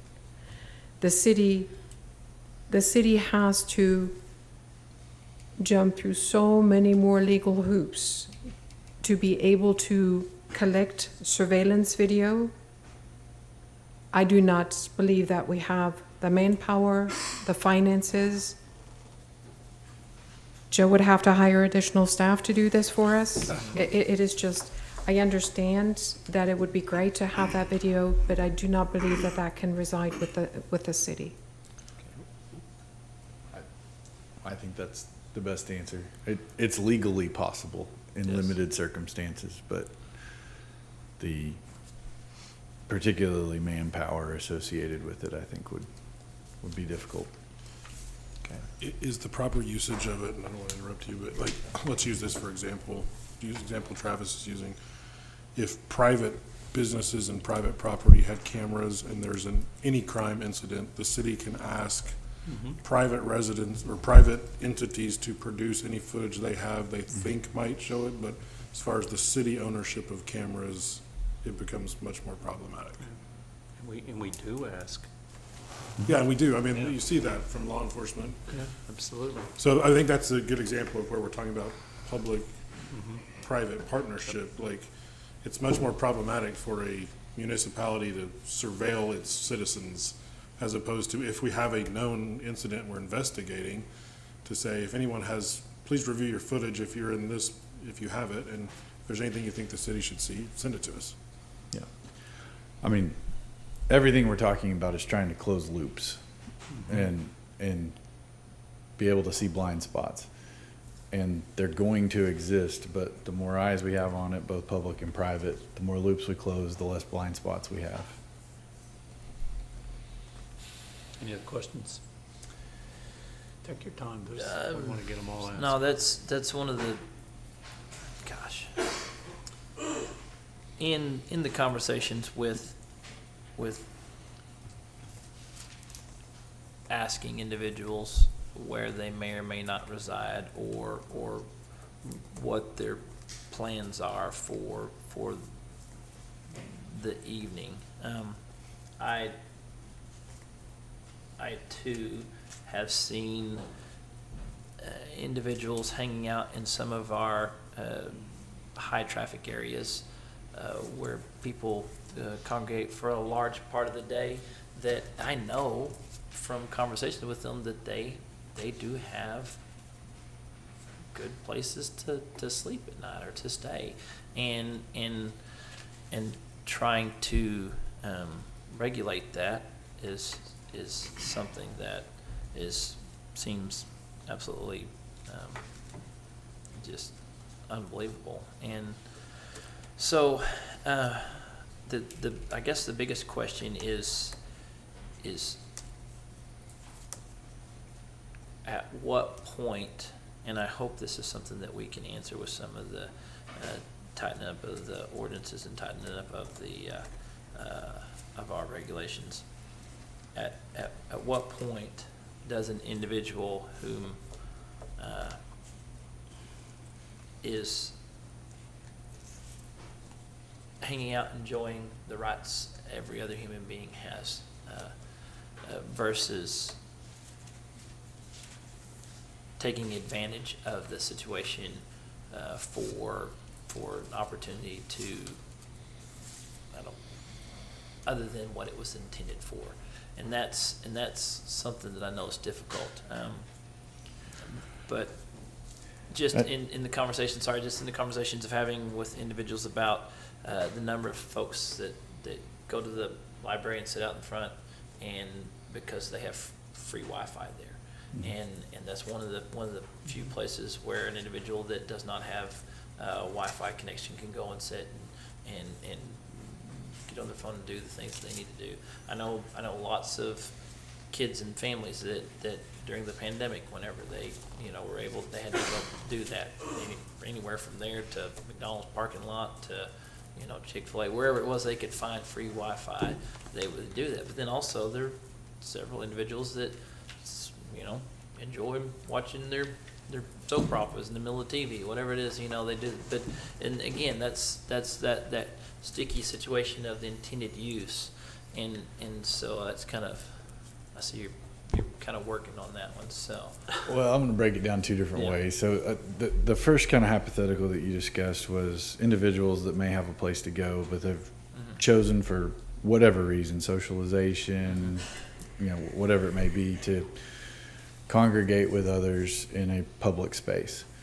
Well, the challenge of knowing whether or not they have a place to go in that example under our current structure is exacerbated by the fact that law enforcement really has no valid reason to even approach them, because we don't have any restrictions that exist at this point in time that relate directly to camping, sleeping, laying in those spaces, or restrict where they can be and at what hours they can be. And so a lot of, again, that data, which comes from being able to make legal and lawful contact with these individuals, will come with a tightening of those ordinances that you alluded to. And so if those individuals choose to be in a location that they are not supposed to be, then that becomes legal lawful contact. And hopefully that type of information can be ascertained. And whether they choose to go to their residence or not, at least at that point, it could be identified to others that are in outreach to maybe deal with this person or reach out to this person to address those issues. So is it a perfect solution? Is it going to be an overnight fix? No, but it is a step towards that solution, certainly. The library becomes kind of its own animal, and I won't bore you with all of the details, but it was alluded to with Commissioner Matthews' question with regard to their lessee status with the city. But beyond that, and the library can speak for itself, but based upon my understanding of how they are funded, which you might expect is largely through grants, and particularly federal grants. And there are some federal grants that relate directly to the telecommunications and data that they receive at a free or reduced rate through federal grant programs, and the restrictions associated with that, along with restrictions associated with other grants that require them to be open and accessible to all of us. And so they have considerations that fall outside of those concerns. And so when we start to talk about intended purpose, which makes sense to all of us from a common sense standpoint, but isn't really a legal term of art in this scenario, they may be meeting their intended purpose based upon the language of those specific grants by doing those things that are ultimately creating difficulty from where you sit here and where we deal from the city standpoint. And working together and being respectful of those agendas, which are both important, is going to be key in all of this. But you're going to find that juxtaposition, whether it's public and private working together, or whether it's public and public working together, because we all have those things that are important to us, and we can't forget, and I'm certain no one will after the presentation, that the homeless individuals that are driving this conversation have the same rights and agendas that need to be protected. So it's a challenge. I'm going to jump on top of your question, and I really had intended to keep my mouth shut till everybody else had a chance, but because of your question, that just fits very well. I know I have talked with the library in the past about, asking them if they would turn their Wi-Fi off at night, and their answer was very clearly no. That probably is explained by the grants and so forth that you are alluding to. Yeah, I could speak at length, but my understanding is that they execute a grant application and then report on said grant for proper utilization that states that they provide that service, and their interpretation is that is to remain on to be compliant with their grant. And so it then becomes a question, not that we have regulatory authority over that, but to the extent we did, if there was a requirement for them to turn it off and it cost them that grant, then how many individuals, students, citizens would lose the ability to have free Wi-Fi during operation hours? Yep. Okay, very good explanation. Any other question? I mean to jump on top of yours. Mr. Vice Mayor, anything from you? Mike? I guess for me, most of the people that are up underneath the awnings and stuff of those storefronts that aren't occupied, I guess the property owner has to complain before they can do anything with it. Can we not, where does private start? And I don't, you'd have to see how it's platted, but I mean, is public at the storefront, or is there 5 foot of that they shouldn't be in, or how is that? I mean, like me, I'm 25 foot. I mean, there were restrictions when you did stuff, me and Darren. I mean, yeah, they could go out there by the sidewalk, but that's public property or public easement.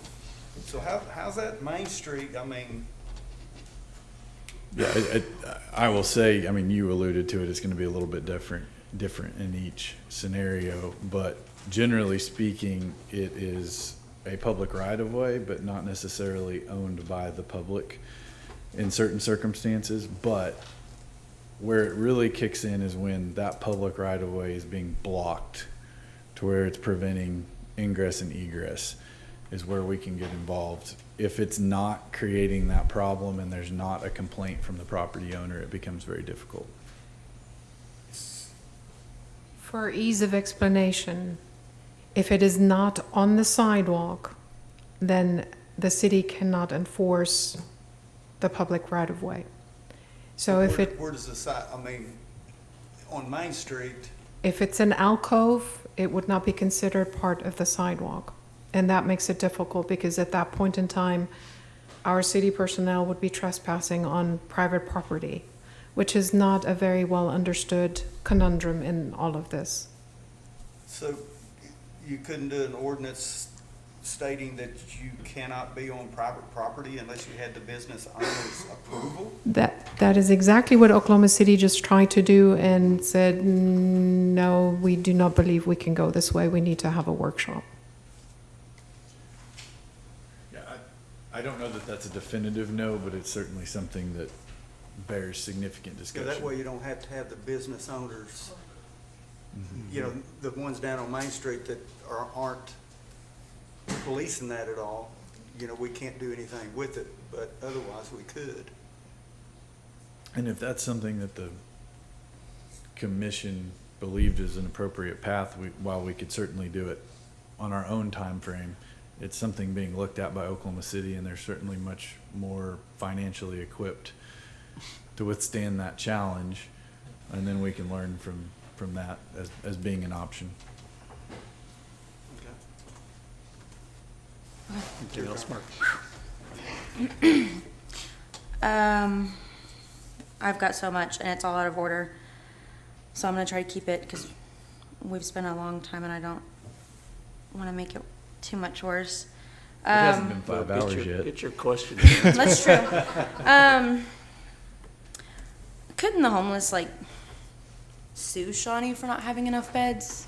Like, if we don't adequately provide shelter, is that infringing on our rights that they may have that I don't understand? No, I apologize for interrupting. That's one thing that the Martin v. Boise case unequivocally gave us, is the court said, listen, we're never going to impose that duty on the cities. It's not the municipality's responsibility to have adequate beds. So I don't think that that's a risk, at least under current case law. Okay.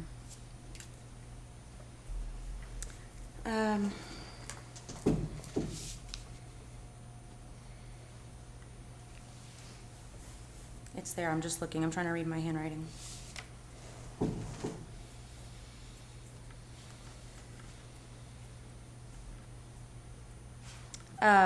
Because I have the slide up that says concise holding and the quote from the court's decision. And I'm just kind of reading my footnotes on top of my notes. Somewhere, either verbally, probably because I'm not directly seeing it in like the spotlight of all this right now on the slides. As far as solutions that Shawnee is already in place, like we're doing these things, if the Homeless Resource Center, if Erica is, or if Shawnee is doing these, is there any process that's already started about providing enough beds? Or is that something that is later on? Like right now, it's, you know, regularly scheduled food and mental health services, a place to go during the day, showers, bathrooms, but is there, in that grouping, providing enough beds? Okay, yeah, and perhaps I need to provide some clarification to the extent I wasn't clear, because there is a specific slide, and I don't recall which one, that talks about addressing ordinances to allow for a greater number of beds. And so to the extent that was confusing, that was not meant to say that the city is working on creating additional beds, but rather loosening or curating ordinances that would allow for existing service providers to have more beds within their facilities, which would take more people off the street. But again, to reiterate, I do not believe that there's any jurisprudence, particularly the Boise case, that would require the city to construct beds or to ensure an adequate number of beds. In fact, I think it specifically says the opposite, that is not a requirement that's being placed on municipalities. But it could be voluntarily done? I mean, not a requirement? It becomes difficult for other reasons for the municipality to engage in that. However, I wouldn't say it's impossible. But in other words, we wouldn't be the provider. No, but other organizations. Right. So maybe to add to that discussion, providing homeless shelter beds is not within the core functionality of the city. That is not a core function of the city. The ordinance that we're currently looking at, which allows emergency shelters, has very restrictive language, which means that right now it is almost impossible to locate a homeless shelter within the city of Shawnee. So that is the language that we're currently reviewing to make sure that more shelter beds, more shelter can be put in place, but the city would not provide the shelter beds. But would give some sort of ordinance easing for like Salvation Army to, I don't know, if they were to buy or lease or acquire property around them and expand, or the Homeless Resource Center, or wherever, however. And the commission will be the ultimate decider of what that looks like, but generally speaking, the spirit and intent behind the staff revisions are to enable those organizations that may already be operating or that may wish to operate to be able to come in and provide additional beds. Okay.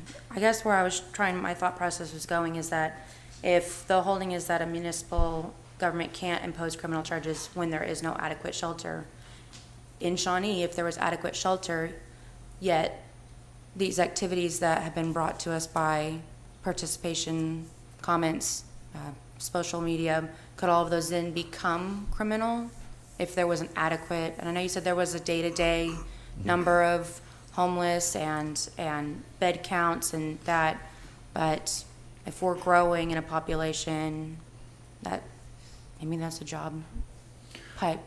So the Boise decision is thick, and they go into a lot of details that I didn't go into tonight. I did touch on the fact that it would take, in my opinion, robust administrative manpower and policy to ensure with any reasonable certainty that the standard is being met with regard to the number of available beds. But beyond that, the case also talks at length about whether or not an available bed is a bed that is in a shelter that's run by a religious organization and somebody who refuses to go to chapel. Does that constitute an available bed? And the answer was no. And so then we get into the scenario of what is an actual available bed, a finite number of resources, and are those resources tied to whether it's religious beliefs or some other designation or requirement that then takes it out of that available bed status. And the conclusion that not just the city of Shawnee has made, but pretty much virtually everyone else, is you just can't go down that road. The court left it open, but not really, because it would be administratively impossible with any level of or degree of certainty to meet the requirements set forth by the Boise court. I think I caught one more nuance in your question. There is already behavior that is clearly criminal and not lawful. The city of Boise, by essence of trying to pass that particular ordinance, would have made it criminal to sit, to lie, to sleep, which is not necessarily criminal. So if we have a case of indecent exposure in the middle of downtown, that is certainly an offense. Whether that is perpetrated by somebody who is housed or homeless makes no difference. If I remember right, that was one of the concerns in Oklahoma City, was that some of the counselors there had, council people there had expressed the concern that with the ordinances that were being considered, they were making it impossible for people to behave legally, the homeless people to behave legally. So, I mean, that's something we have to be very careful with.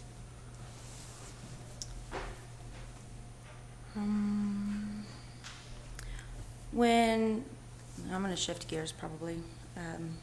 When you, in your slide, you say about, it's very, I think, early-ish on, so I'm going to look for it real quick.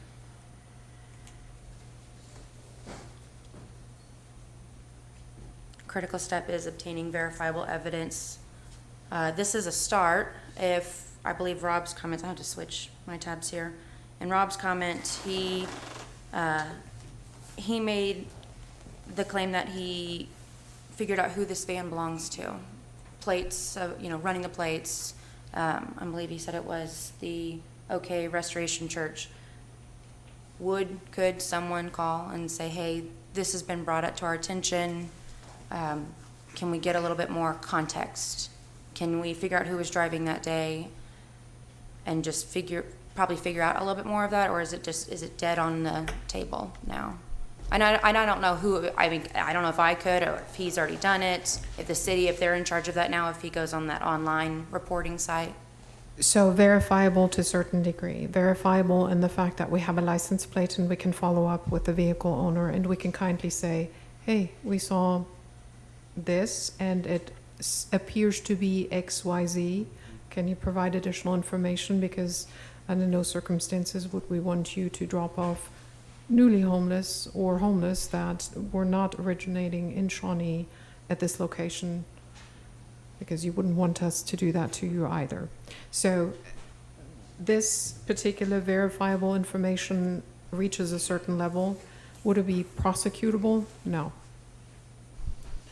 But I think to piggyback on that and the point that city manager and I both made with regard to please send it, is because a lot of this becomes cumulative. And when we're talking about criminal prosecution, we're talking about a burden of proof, a standard of beyond a reasonable doubt. When we're talking about some sort of legal intervention on the civil side, we're talking about a lower burden of proof. And so that's when I was talking about the injunctive relief commissioner specifically. And so this in and of itself might not get us over the line, but if we had 2 of these, license plates tied back to the same place, I wouldn't hesitate. So if Rob reported it to that online reporting, the burden becomes the city's then at that point? Is that what you, for burden of Anytime proof? we're seeking affirmative relief of the court, it is our burden to show that we meet that standard.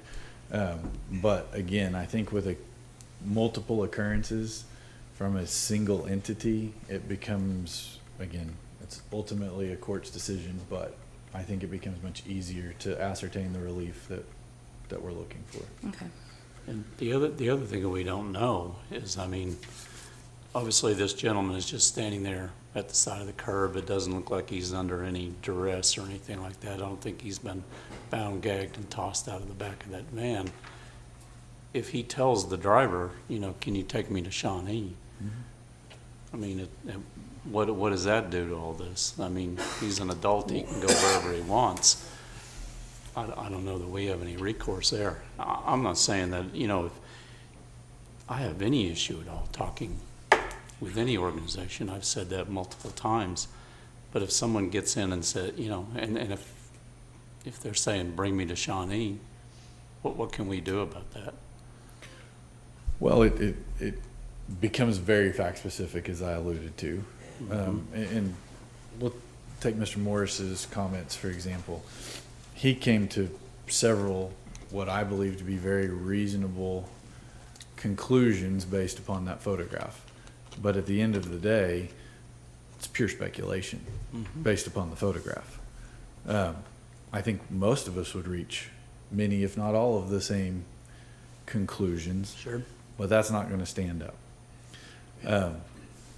And so when we start talking about verifiable, when I talk about cumulative, and when the city manager talks about reaching out to this organization saying, give us some background.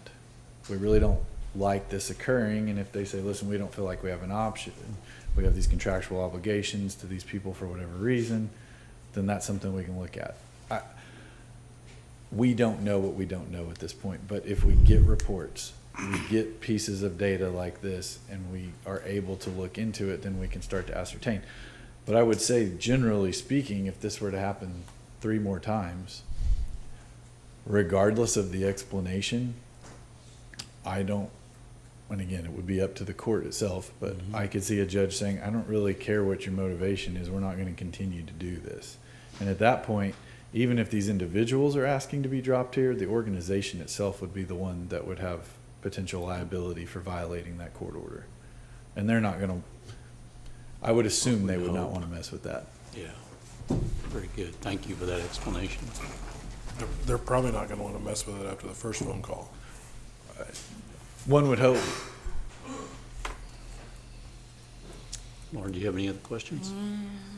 Some okay. notes, some questions.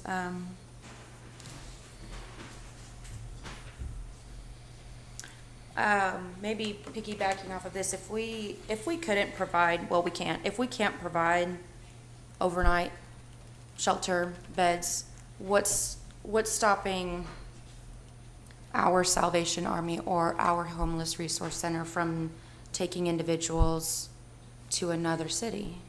So if they were to ask to, like, to reciprocate, I guess, with OKC Restoration Church, does that make sense? Like, saying, we don't have any beds for these people, but we noticed through a Google search that someone else does, they are willing to go if we take them. I'm going to address it a couple ways, and I know that Andrea is probably wanting to piggyback. So first things first, if we're talking about the city of Shawnee, if we don't have a bed, we don't have any beds. At this point in time, and based upon the response you heard previously, we're not likely to have beds. If there are providers within the city that have beds, and again, not trying to be annoying, just want to make sure we're very clear. I'm in English. You're legals. It's semantics. It's legalese and semantics. I should have used Salvation Army or somewhere else instead of we. I just didn't want there to be any confusion later. I know. As soon as you said that, I thought I should have used particular, precise wording. If the Salvation Army, through whatever relationships they have, or any other provider that operates within our community, through whatever relationships they have, believes that some other shelter is a better fit for an individual, and I believe this happens, particularly in Oklahoma City with some regularity, that's a voluntary deal.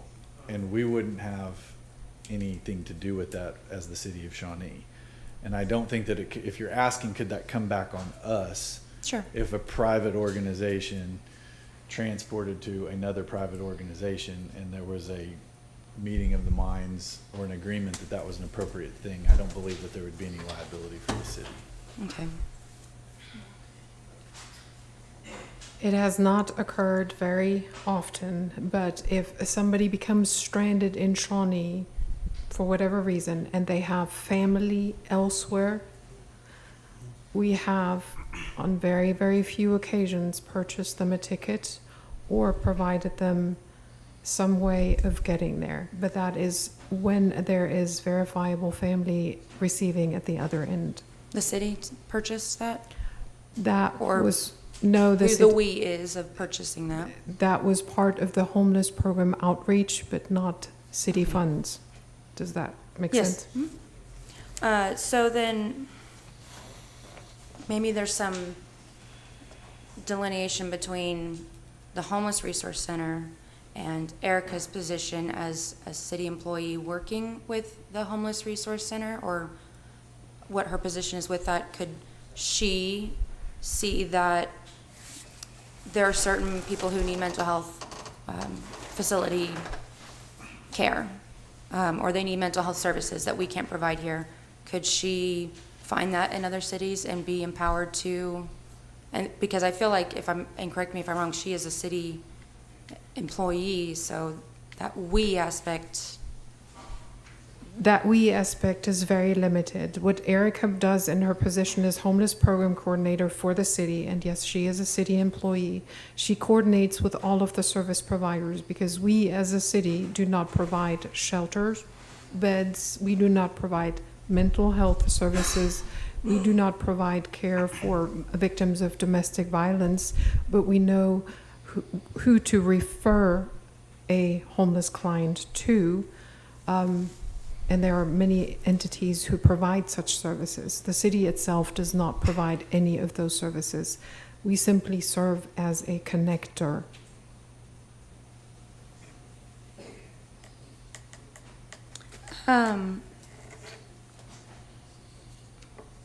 With Travis, you had made a comment about, like, that you said that action is being taken, that when people are calling law enforcement, things are being done. Is there a report that could, like, is that something that's logged maybe through that scans app or some other precedented? And there is certainly a case log associated with the action that was taken. But there's no, like, city-held reports of? We do not necessarily report on police cases. Okay. I just didn't know if it was something like, if you're worried that people aren't seeing that this is happening, that the city law enforcement is taking action, that is there some sort of concrete, admin reports, and that's my first time to ask for one. I don't know if that's even possible to ask for that, but if it is there a possibility that data could be presented to say, here's how many calls we've had, not necessarily the nitty-gritties, because I don't know what the laws are for privacy on that, but We track internally how much staff time is spent on the topic of homelessness, and that goes across all of the departments that are part of that multi-jurisdictional internal roundtable. So it is fire department, how many calls are related to potential homelessness in abandoned buildings, that is related to police calls, how many of those involve homelessness concerns, hours that the city attorney spends on case review, ordinance drafting, or any other homelessness-related affairs. And yeah, we are collecting all of this information internally. We can produce an admin report. I just don't know if the numbers really tell the story. I might need to think on that one more. After the December 13th meeting, what I'm kind of gathering is we're giving the downtown business owners and people that have interest in the topic to really express their ideas for these ordinances and sort of which way they want to see things happen. Then action will be taken quickly to put together some that are within the constitutional rights of the citizens. And you guys will coordinate with Chief Wilson to come up with a plan to be enforcing those. And so we're kind of looking at a couple more weeks until the wheels start turning really off the ground on some of these items. Some of those items may take a little longer than just 30 days because, again, making sitting, lying, or sleeping in a public space an offense, we can only do so if we do provide an alternative. Now, putting certain places off limits or certain times off limits, that has had success in other cities, but that is again, that is limited to certain times or certain places. So,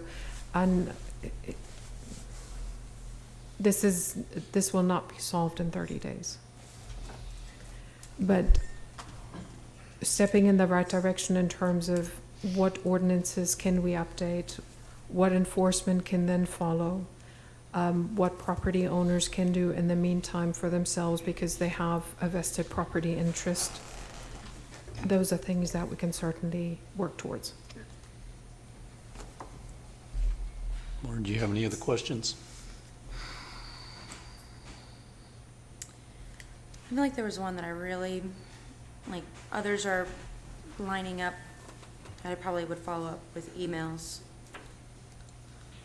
I'm gonna look for the slide too, so I can get my wording down.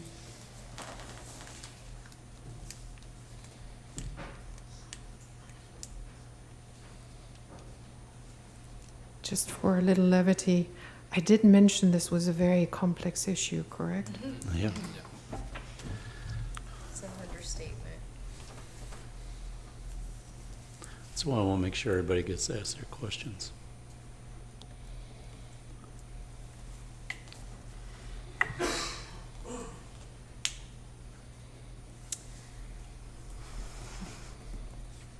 I'm trying not to sound every which way. I want to be delicate with this. And for 3-4 months in, this is something you got to learn.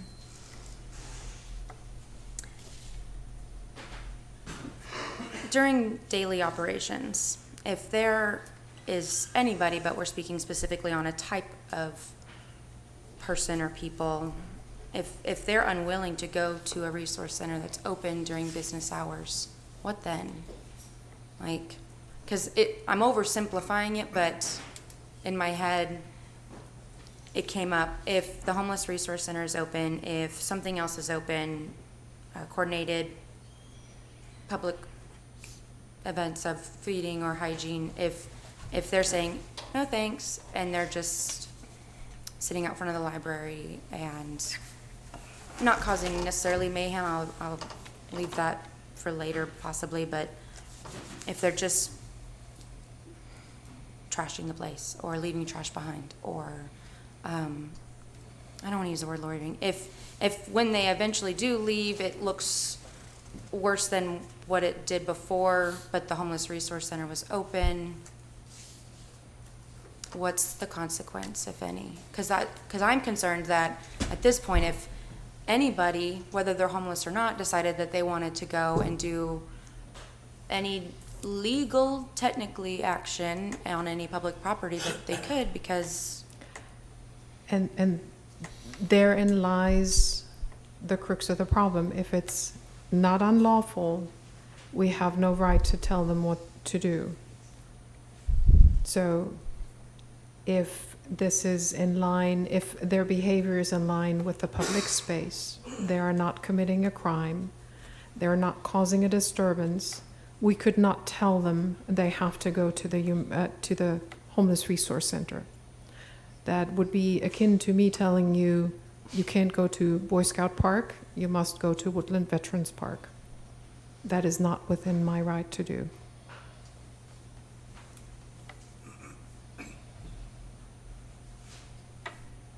it just seems like it's a catch-22, because if someone doesn't want help, we can't make them, but at the same time, where does that end? And everybody else, I mean, that's the way others begin, and I'm trying to keep that as vague and clean as possible, if you understand. And that is exactly what all of this is about, weighing the constitutional rights of all against all others. We cannot force anybody to accept help. We hope that they would, but we cannot force them. And as long as they behave in a lawful way wherever they are in a public space, we cannot simply tell them to go somewhere else. With the library, and I didn't know this, the library being the tenant of the leased property, am I oversimplifying it by saying that as a tenant, if they complained, then action could be taken, much like at my house? It's private, but I don't own it, so I wouldn't think it's as private as someone who is a homeowner. Could the library, I mean, if the library or any other lessee decided we don't like what's going on anymore, it's causing an issue, it's hurting us, or it's hurting the other people that we're servicing, like, if they, then gates are open at that point? Yes. And none of the Boise, that's all put aside because there's now a formal complaint by a tenant Correct. on public property.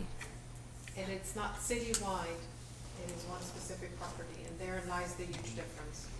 Okay, because I know it's not, just as much as it's not only in Shawnee, it's not just on Main Street, it's not just at the library, but maybe that's a starting point, or other places that are concentrated. There is no technical tenant of a park that I can think of, or owner. The city owns it, it's public. I'm just trying to, this whole time I've been trying to think of paths to research more or ask about ways to get multiple plates spinning in the air, because why not? Instead of taking it one step at a time. So I'm just kind of, in a way, thinking out loud from notes. Because I mean, maybe a lot more could be taken care of if the library did have an issue with it. And I don't know who that person or people would even be. If it's one person or a advisory board, or I don't know. I'm still reading this that you gave me on how to do everything and who is what. So I'm just trying to get it out there so that maybe someone else that they hear it watching or seeing it, that they can know more because they're connected in a better way or a different way, and they can roll with that thought process.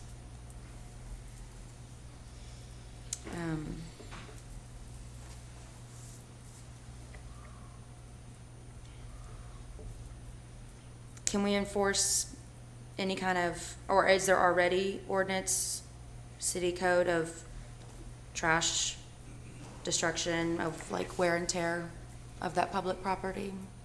Like if, concrete.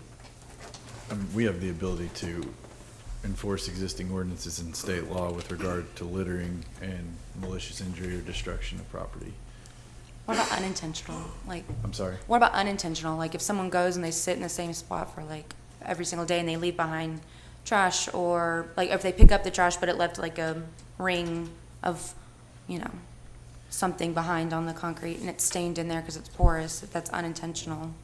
But is it something that over time, I don't know if that makes any sense. I think it does make sense, and You can tell what's new concrete and what's not new, and you can tell what's been naturally worn and torn and what's not natural, what seems to be a progressional rate of use and wear and tear. Yeah, I think the answer is no. In a public area where anyone has a right to be there, the ability to prove causation would render that practically impossible, and certainly cost prohibitive.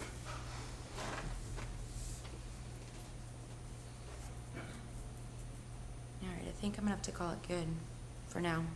Okay, very good. Well, I've only got a couple. We talked about warming shelters.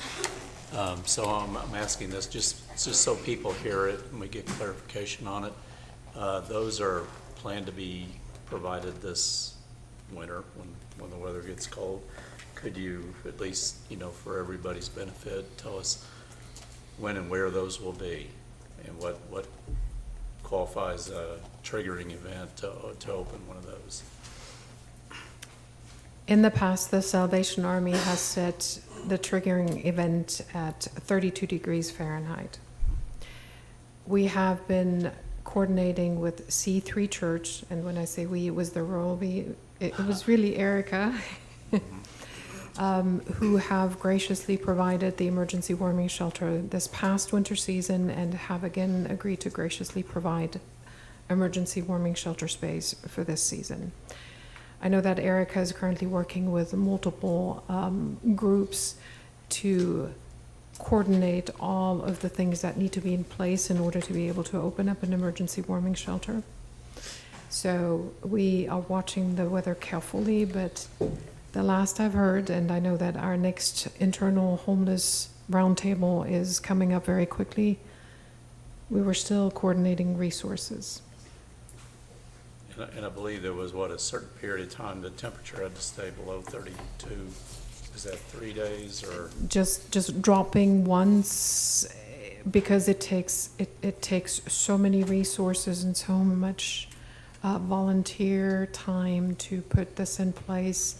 We're looking at longer term events where people cannot warm up the following morning. Yeah, so it is longer term. We'll be announcing when those are going to be available. Correct. So that people will hopefully can get the word out, because I wouldn't expect homeless folks to probably see our posts, so. Yes. So we'll be, and then one other thing is, I know every year we're required by HUD to do a point-in-time count, and we're almost getting to that time again. So that is generally held the last week in January. And I'm sure we'll be putting out the call for volunteers to go walking around town, spending a lovely cold day out counting noses. So hopefully lots of folks will volunteer to help us with those efforts, because that's a very important endeavor. And I know someone had talked earlier about collecting data, and maybe they didn't quite see the value in that, but there's a lot of value in getting data collected, and it definitely helps us get the job done. So if I remember right, that's the last week in January. It is. Very good. All righty. I do not have any more questions. So anything the two of you have for us? Well, I'm we didn't certain think you're to tired of ask. hearing from me, so I'm done. You guys both did a wonderful job, I think, so I applaud your efforts. This is a big issue, and obviously it's not going to be dealt with easily, as everybody can tell, and hopefully lots of folks have either, we've got a good crowd tonight, but I hope lots of folks are watching at home too, and if they don't, I hope they'll go on to our YouTube channel and watch that. Next up is another report that I've been very excited about hearing, and that's the Dunbar Heights Neighborhood Rising. I think we've got Pastor David Henry, and again, our city manager, Andrea, and Ryan Harkins, our community development director, and I'm really anxious to hear about this. How are you tonight, Pastor? I am doing well, thank you, sir. I appreciate you letting us rope you into quick duty there on the invocation tonight.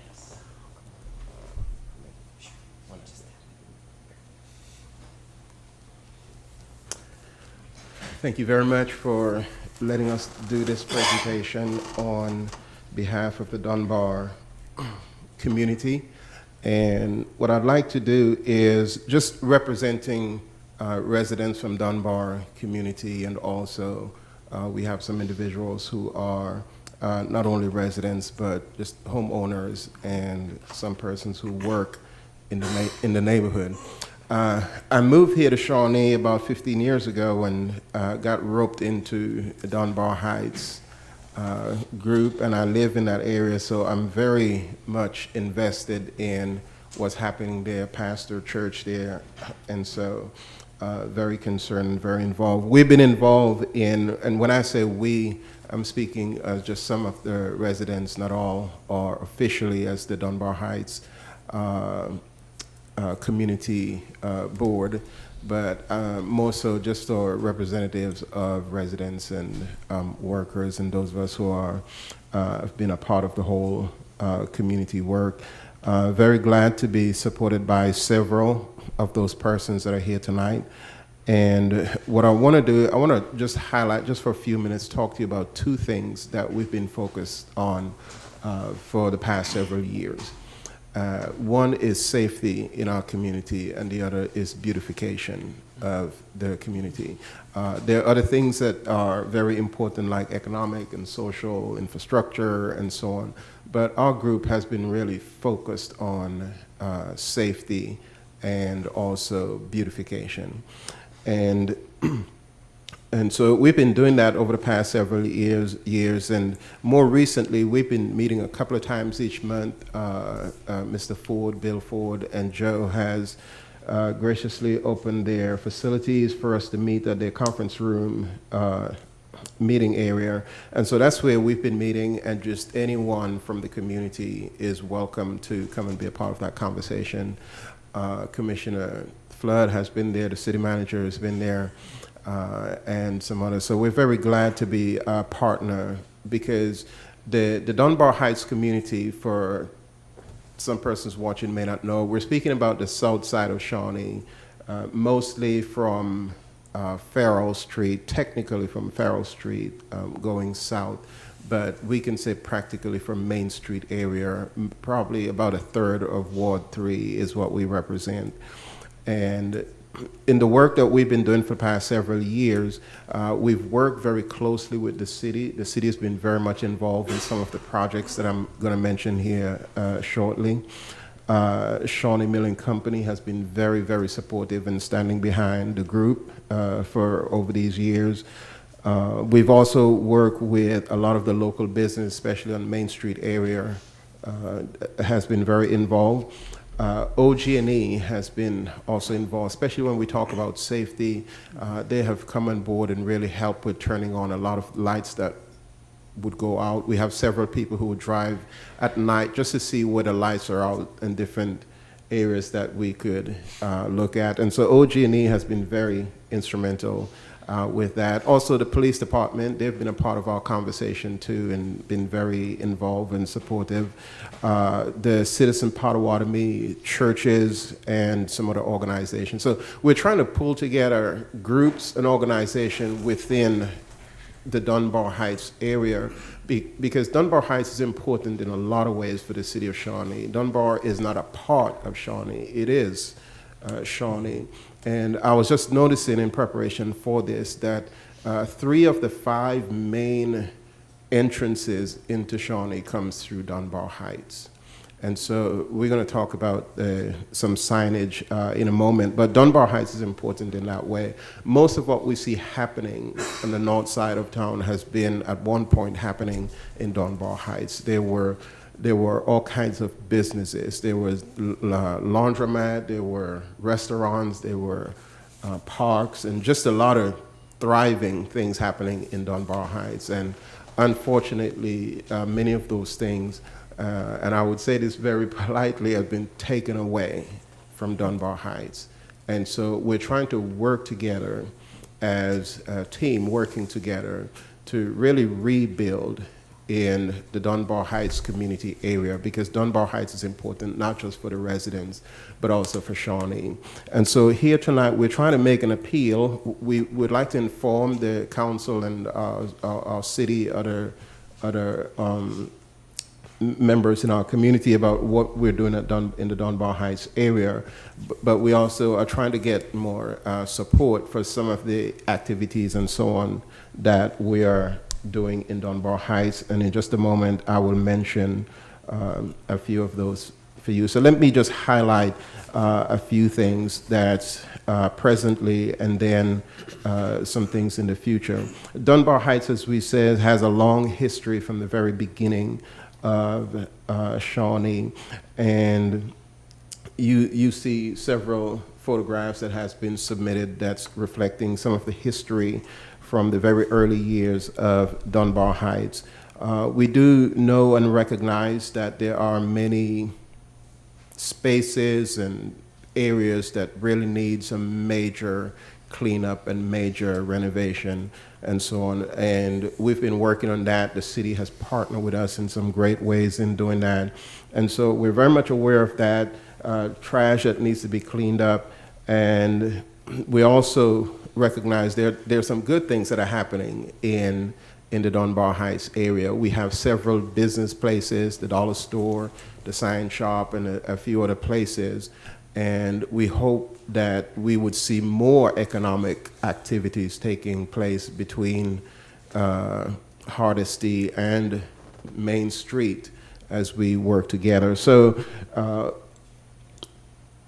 over the last several years, and I'm going to skip a few things, but over the last several years and more recently, the city has been very involved, and I know the city manager is going to address some of the specific things that the city is doing to help alleviate some of the let's say, some of the housing, uninhabited housing, and just cluster of trees and garbage and so on. We're working on those issues to correct those.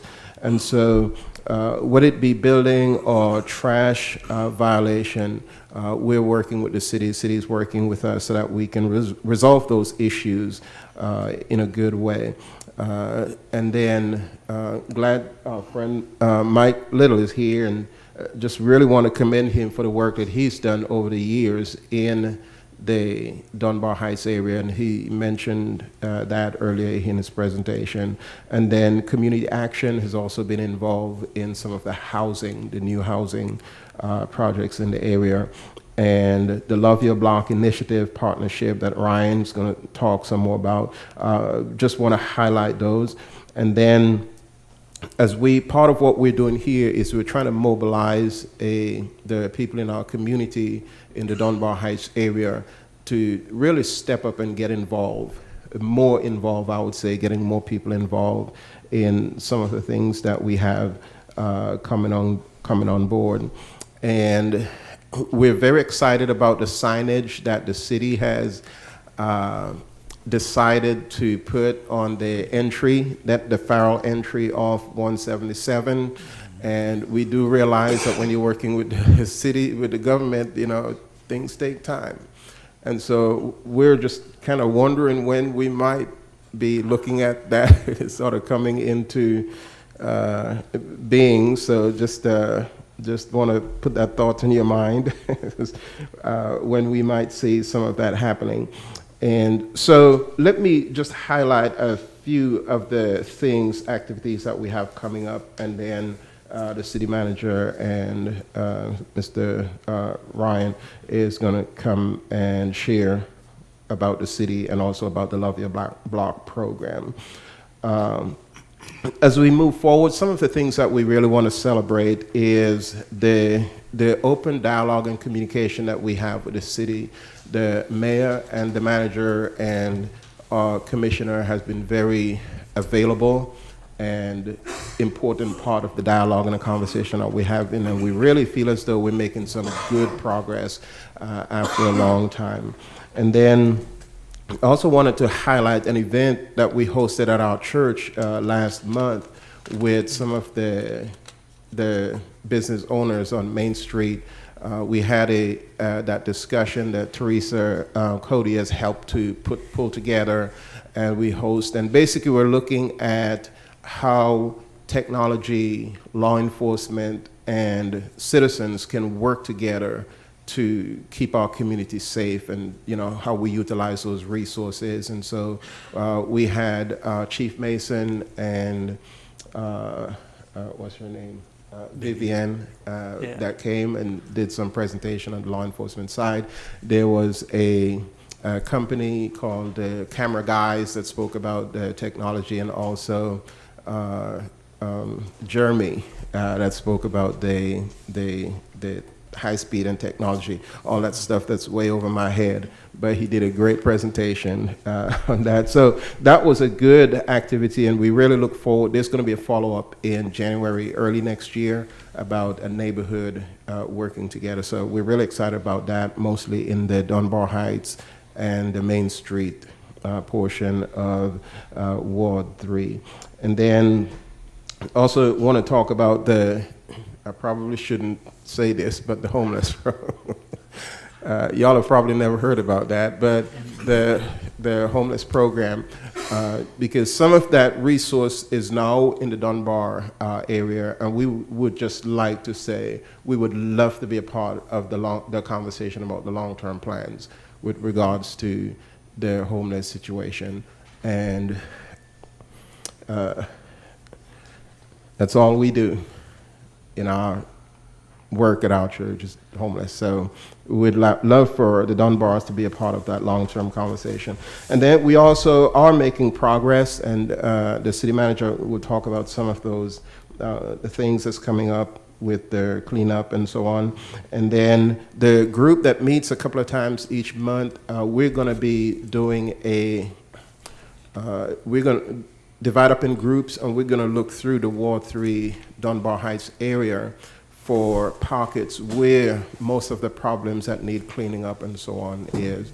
And so I want to put this date out, that on January the 14th, it's a Saturday, that's the Martin Luther King weekend, we're going to have a major cleanup. And so we are wanting this to be a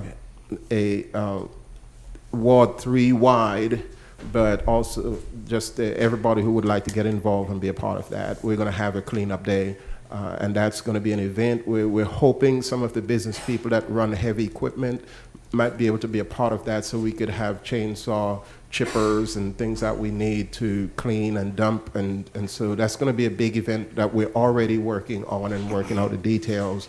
That's coming up on January the 4th. And just a couple more things is... Pastor, was that the 4th or the 14th? I'm sorry, 14th. Okay, yes, very good. Thank you. Martin Luther King weekend, yes.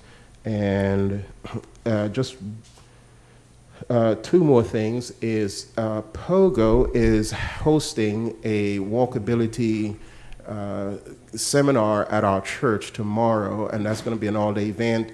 And if you can't make it, if you can make it for a part of it, that would be great. But if you can't make it at all, and you can be there for the lunch hour, somewhere between 11 and 12, that's when we're actually going to go out in the community and walk and do some survey. And so that'll be a great time for you all to be a part of that. We'd just love to invite you to that. And then the last thing I would like to say is that our group, we really feel confident and feel real positive about moving forward with the things that are happening. We're thankful for the support that we get from the city. We know that the city deal, everything that you have to do is hard. All your decisions are hard decisions, and that's why we chose you to do the job. But we're very glad and thankful for the partnership that we have with the city and also with the other organizations that I mentioned earlier. Thank you all so very much, and we appreciate the work that you do. Thank you, sir.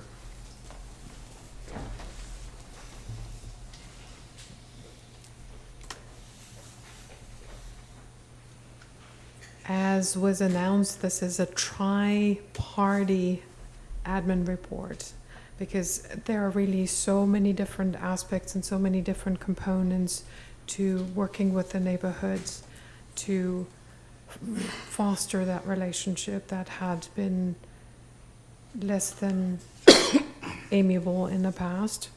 And so code enforcement is generally a touchy topic, because code enforcement means that the city enforces those ordinances and rules and regulations that are designed to protect the safety and the well-being of the public, which means we are contacting property owners to do what is in those ordinances and rules and regulations.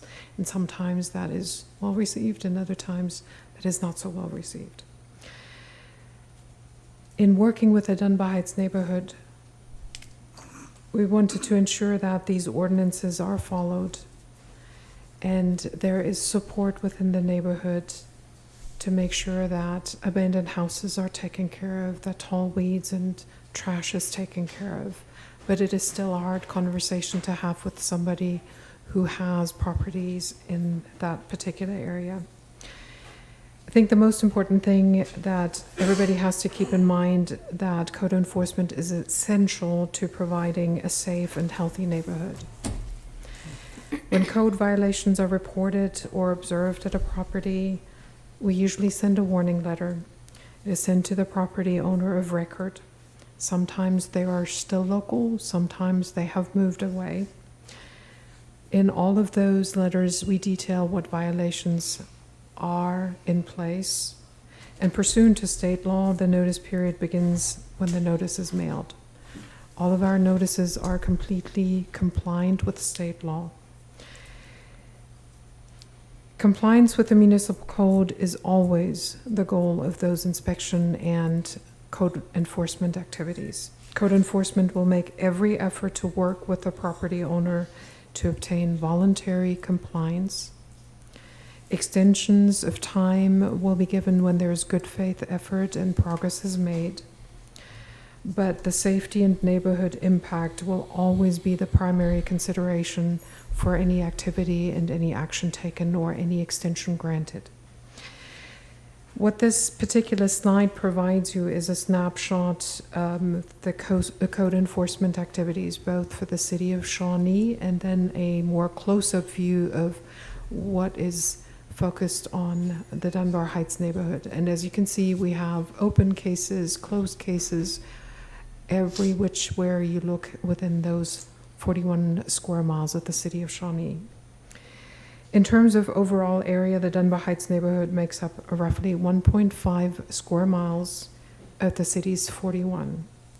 In 2022, code enforcement worked over 2,000 cases, and 309 of those were located within the Dunbar Heights neighborhood. Of those 309 cases in the Dunbar Heights neighborhood, 44 involved dilapidated structures. And here it is important to remember that code enforcement violations are really split into two overarching categories. One is nuisance abatement, the other one is property maintenance. Nuisance abatement, those are generally the ones, the cases that are less severe in nature and can be addressed quicker in terms of city timeline. They include tall weeds, they include junk, debris, and usually from the time that an issue is reported to the city to the time that such a nuisance abatement is closed, it takes about 45 to 60 days. Property maintenance cases generally involve a structure such as a home or another building. The violations can be relatively minor, such as a broken window, or much more severe, where a roof is failing and water is coming into the structure. The timeline for property maintenance violations from the day they are reported to the City of Shawnee until the day the issue is resolved could be at least 6 months. The process provides property owners with an option to receive sufficient time to remedy those violations. You know, as a matter of fact, we earlier had a comment on no action was taken yet on an unsecured structure. We will definitely follow up on that. That should be in this process. It just simply takes time because as a property owner, there are property rights that the city has to observe, and we weigh the public safety against the property owner's rights. Now again, 44 cases within the Dunbar Heights neighborhood involve dilapidated structures. The balance of those 309 cases are just simply nuisance cases, tall weeds, junk, debris. Of the 44 dilapidated structures, 18 have already been resolved, either by demolition or by the property owner pulling a remodel permit. And of the 18 closed cases, only 5 resulted in a lien after the city contractor took action. The other 13 cases were closed due to owner action, which is really great because then not only has the problem been resolved, but there's also no lien that is put against the property.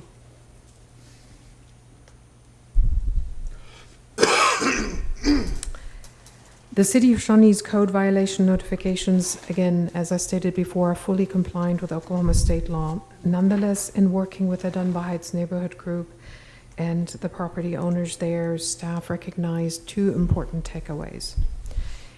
If the city precedes the enforcement letter with a courtesy letter explaining the code violations and provides contact information for further information on remedies or resources, this communication can really help to lessen that fear of government action and create that more collaborative environment that we try to create in partnering with the Dunbar Heights neighborhood. Furthermore, including potential resources for owner-occupied rehabilitation grants that may assist financially burdened households. These rehabilitation grants are available and they are administered by our community development block grant staff within the city. And then I'm turning it over. Thank you, ma'am.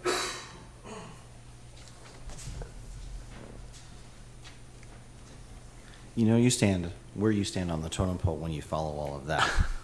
So the words partnership, collaboration, and relationship were mentioned in the last couple of slides. And I want to emphasize that and start there because we're talking about, in the case of Dunbar, a neighborhood that has historically been left behind in multiple ways. And I think anyone who's researched the history and knows the history would say that. And in the case of Dunbar, this has been a matter of economically been left behind and in ways that has contributed to other factors at this point, which is where the city began the relationship with the Love Your Block program. Love Your Block is a program through Johns Hopkins and the Bloomberg Institute for Public Innovation designed to address issues of blight and poverty and equity. And in the case of Dunbar, it was focused on this area as a target neighborhood because of the economic and social disparities. The other desire of city staff, however, was to use this as the start of a larger neighborhood revitalization program. And so I'll talk a little bit about Dunbar specifically, things we've taken action on in year 1, where year 2 goes, and then how this begins to build going forward. As we said, collaborative effort. This was truly a partnership, and we told the folks in Dunbar from the beginning, this is not the city leading this effort, this is you leading this effort. We're going to partner with you. And that meant a couple of things up front. One, year 1 became a key focus of building relationships and rebuilding relationships, if you will. And so doing that with the stakeholders in the neighborhood, property owners in the neighborhood, and really having conversations about where they're at, the things they want to go forward and do, the things they want to look at and address. Out of that came a number of relationships that were built. And the grant from Johns Hopkins provided money to hire a fellow as a contract employee, but also we were able to have a Vista volunteer. And so that's Shakaya as the fellow, Bailey as the Vista. What they did was work really door to door in some cases to build relationships, to get information, to learn the history, learn the relationships, and learn the factions in the neighborhood. And I'll emphasize that because one of the things we discovered was some groups in Dunbar didn't talk to other groups. Some people didn't talk to other people, and they haven't for a long time. So when we talk about fractured relationships, these scars run deep for multiple reasons, across multiple lines, across the street, across the neighborhood. So one of the challenges in year one was as we moved forward and started to do things, we saw how deep some of those scars have went, how deep they still are, and how far we have to go in terms of rebuilding relationships. Commissioner Flood at one point talked about, in one of our previous admin reports, about the start of a healing process. I would say this is a step in that direction, but I would also call it preparing for rain, if you know the movie. But that meant building relationships with not only folks in Dunbar, but with groups in the community that were already doing good work in many ways in Dunbar and elsewhere in the community. So these are a few that you see on the screen of those. One of the other groups that's not listed here that I would mention is some of the schools that have stepped up and in some cases provided students and faculty to help be on site. We've had a number of churches, and we'll show examples of that, and school students, folks from OBU, students from some of the public high schools have been involved in some of these projects to help clean up the neighborhood, to provide needed manpower to do some of these projects. So here's what year one has accomplished. The mini grant program is an essential part of Love Your Block. The funds that Johns Hopkins provides allows us to do mini grants that focus on the facade and property cleanup efforts. And part of this is to address some of the visible signs of blight and poverty within the target area. What that has meant is we created the mini grant program, and every community structures it differently and is focused on different things. We chose to focus on individual properties this first year, and we were fortunate to be able to target them and concentrate them in the center of Dunbar. We created the mini grant program to be grants from $500 to $1,000. We focused on home repairs, facade improvements, and landscaping.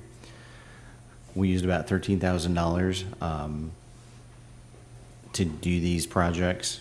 We were able to get a significant discount, a 30% discount from Lowe's here in Shawnee. That made this process go further and do more. And so some of the things you see on these properties are quite simply because we had that ability to have that discount. We had volunteer labor for a number of church civic community groups. It was essential because there were different things we discovered on every property that was unique, including in one case, the mayor and I discovering bricks well underground. So I apologize to those who own the shovel that I broke.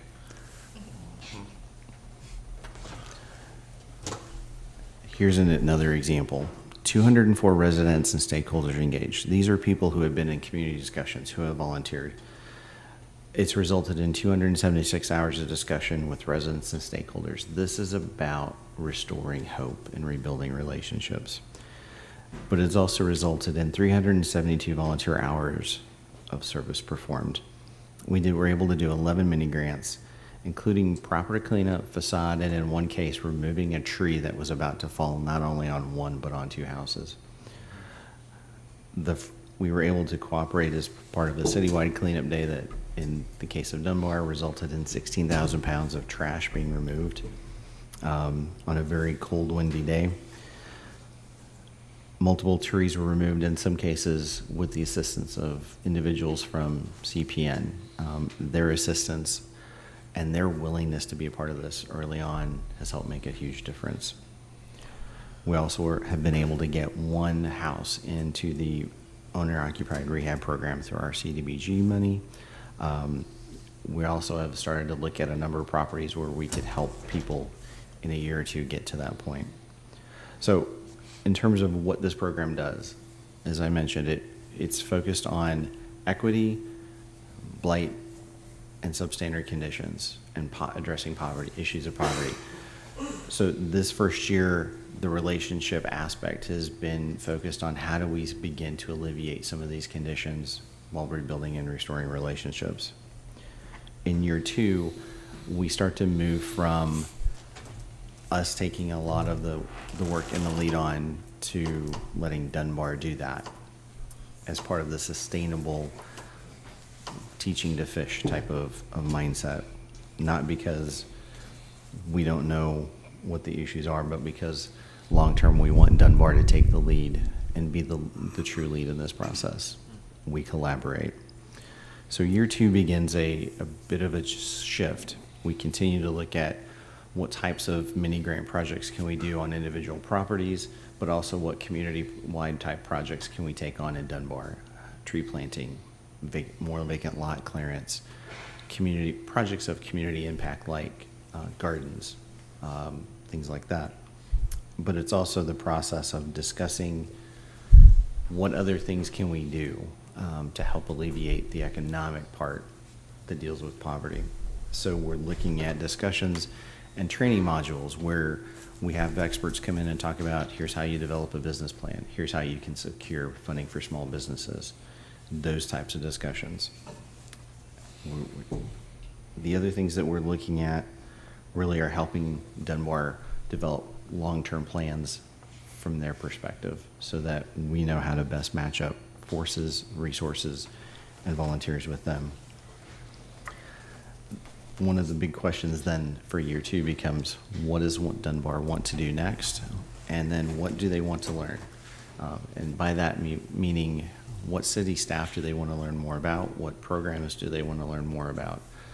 Some of the other communities in the Love Your Block program, in the cohort we are in, have citizen and neighborhood academies where individuals have ability, almost like in a mini type of seminar setting, to go through a process where they learn more about city departments, city staff, and what they do on a daily basis.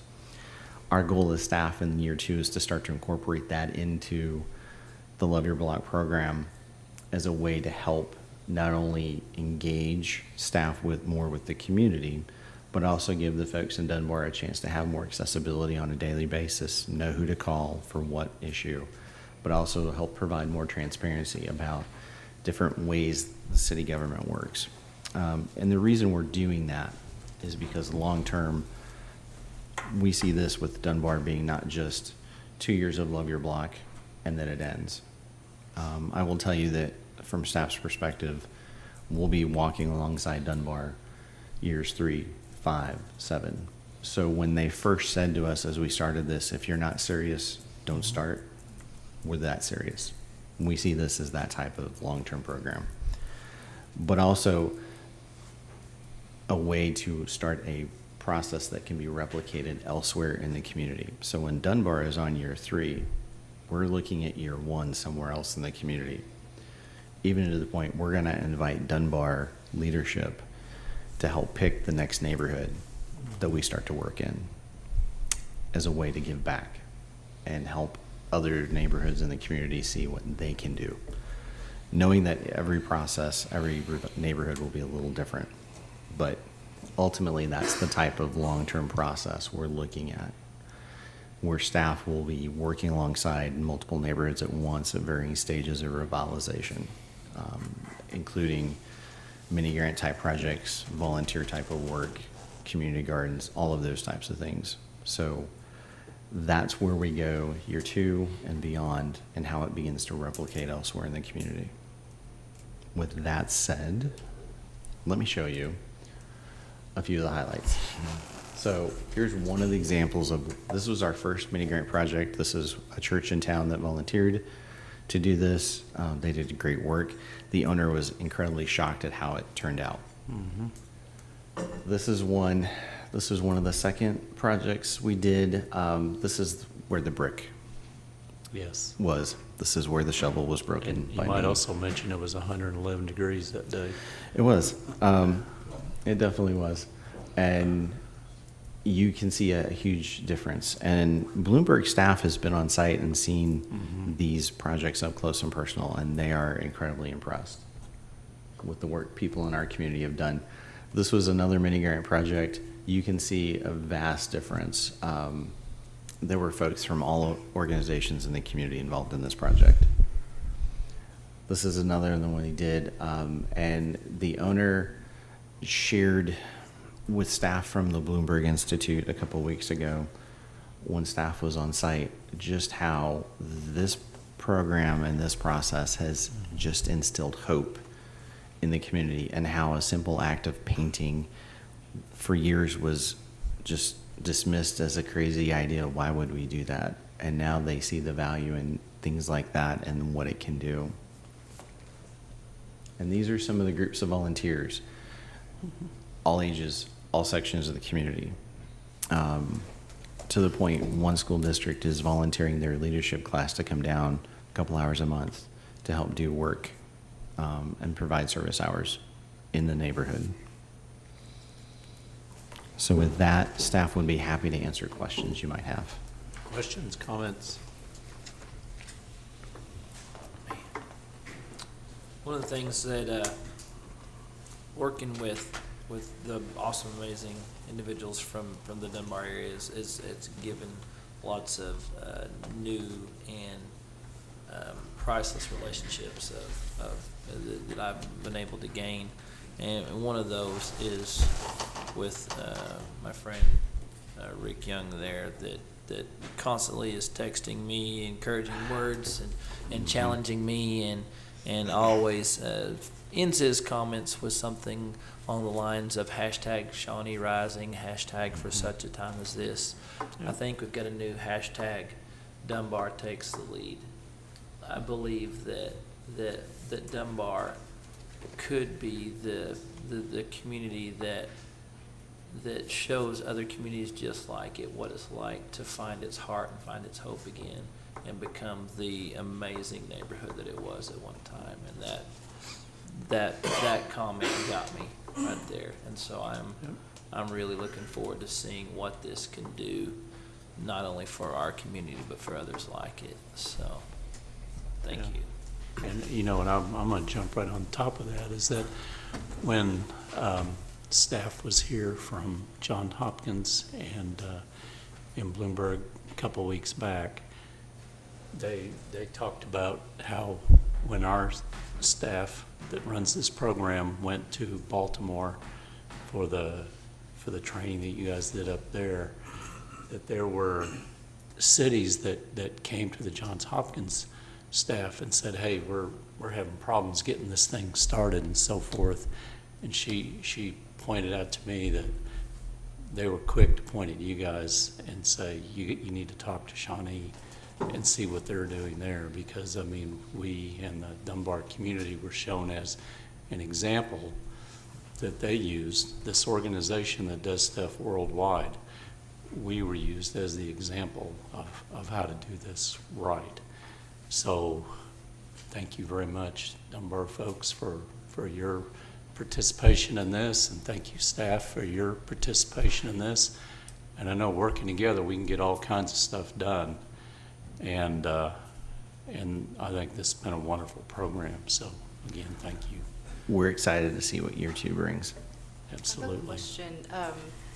Pastor Henry asked about the sign, and I'm Yes. curious about that too. Yes. Do we know when that's going to be done? Not to put you on the My spot. word. So, here you hear me complain about supply chain issues and contract issues, It took us forever to find a contractor to take on the sign. We had the design ready, we put out an RFP, we got no bites, we put it out again, we still got no bites. So the trying to get a contractor took more time than anything else. But we have a contractor now, under contract, yes. Yes. Good, okay. And it is progressing. Mhm.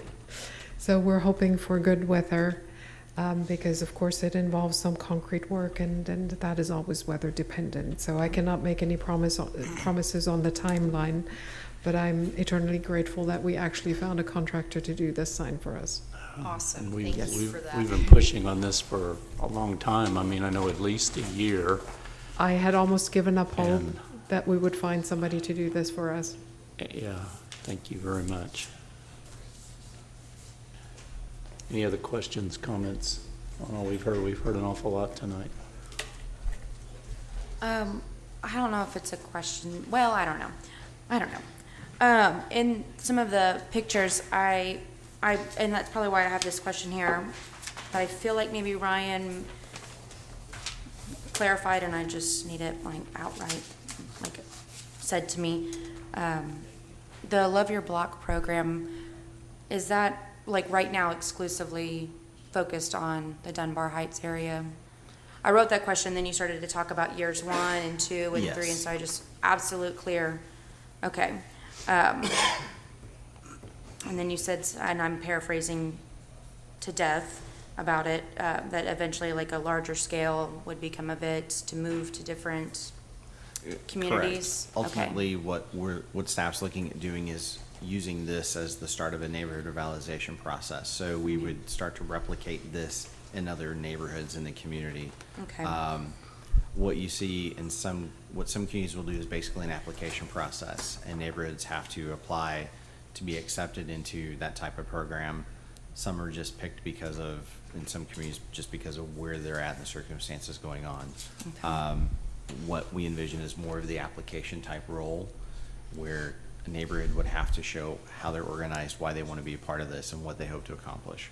Okay, because I feel like when I first heard about it, it was a larger scale already, and then it maybe possibly like south of Independence or something like that. I don't know why I thought I heard that or something, but it's focused in Dunbar. I was just kind of curious because like one of the photos I think I recognize as being a different house in a different neighborhood, and that's why I couldn't reconcile that you were saying it was exclusive to Dunbar, and then Sure, that these could be some of the pictures. code Because I enforcement. haven't seen, I mean, I recognize one because it's been a topic of choice lately. That could be related to some of the code enforcement cases, but in terms of Love Your Block, it is exclusively Dunbar. So the target area is really Farrell and Highland south to the river.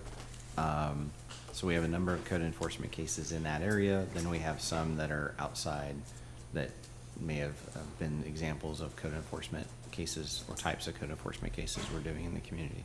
Okay. Andrea looks like she knows what I'm talking about. Types of code enforcement cases. I'm pretty sure I know exactly which picture you're speaking to. And no, it is not in the Dunbar Heights area, but it is an example of some of the code enforcement violations that we've seen. And I think that was in Ward 3. Yes, which, that was. you know, that group. Absolutely. That And was so part that of the was bar. all like, I had like a little bit of cognitive dissonance. It wasn't all matching up nice and neat. Right. Through several of the conversations that we've had with the individuals, their intent was very much Dunbar, Ward 3, Greater Shawnee, and as living and spending most of their life in Ward 3, it was very easily, driving past lots of ugly stuff to get to your nice house, sometimes you go, man, I would really like that to be taken care of just as much as I would like my own house to be taken care of. And so that's where those. I was just curious because I drove down that road for a solid 18 months, driving back and forth from up to down when I worked teaching online. So Okay, any other questions? Okay, with that, and thank you again for the reports. I think those have both been very, very informative tonight. We'll move on to item 7, which is new business. No new business, Mr. Mayor. Thank you, ma'am. All righty, we'll go to commissioners' comments. I know we're probably about commented out tonight. You want to start down your end? Sure. I'll start from easiest to hardest. My family greatly enjoyed the Christmas parade last week. Great to see so many citizens out. We had a really fun time, and hope a lot of other families did as well. Quick comment on Dunbar. I think we need Dunbar to thrive, because a thriving Dunbar means the people of Dunbar are thriving. And I think that's very important.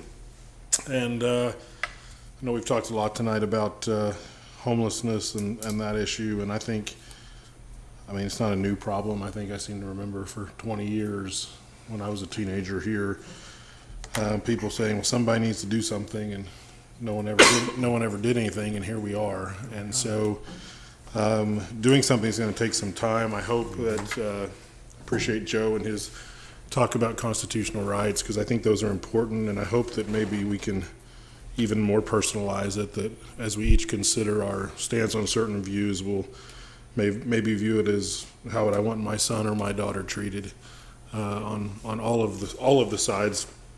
And I'm also hopeful that maybe we can change the conversation, because I think it's a lot of people who believe that we have a problem trying to convince people we have a problem. And I'm hopeful that we can maybe change that conversation to how can the public partner with the government to see a solution come about. And, I think it is going to take a public-private partnership. The citizens of this state express over and over again that they're believers in small and limited government.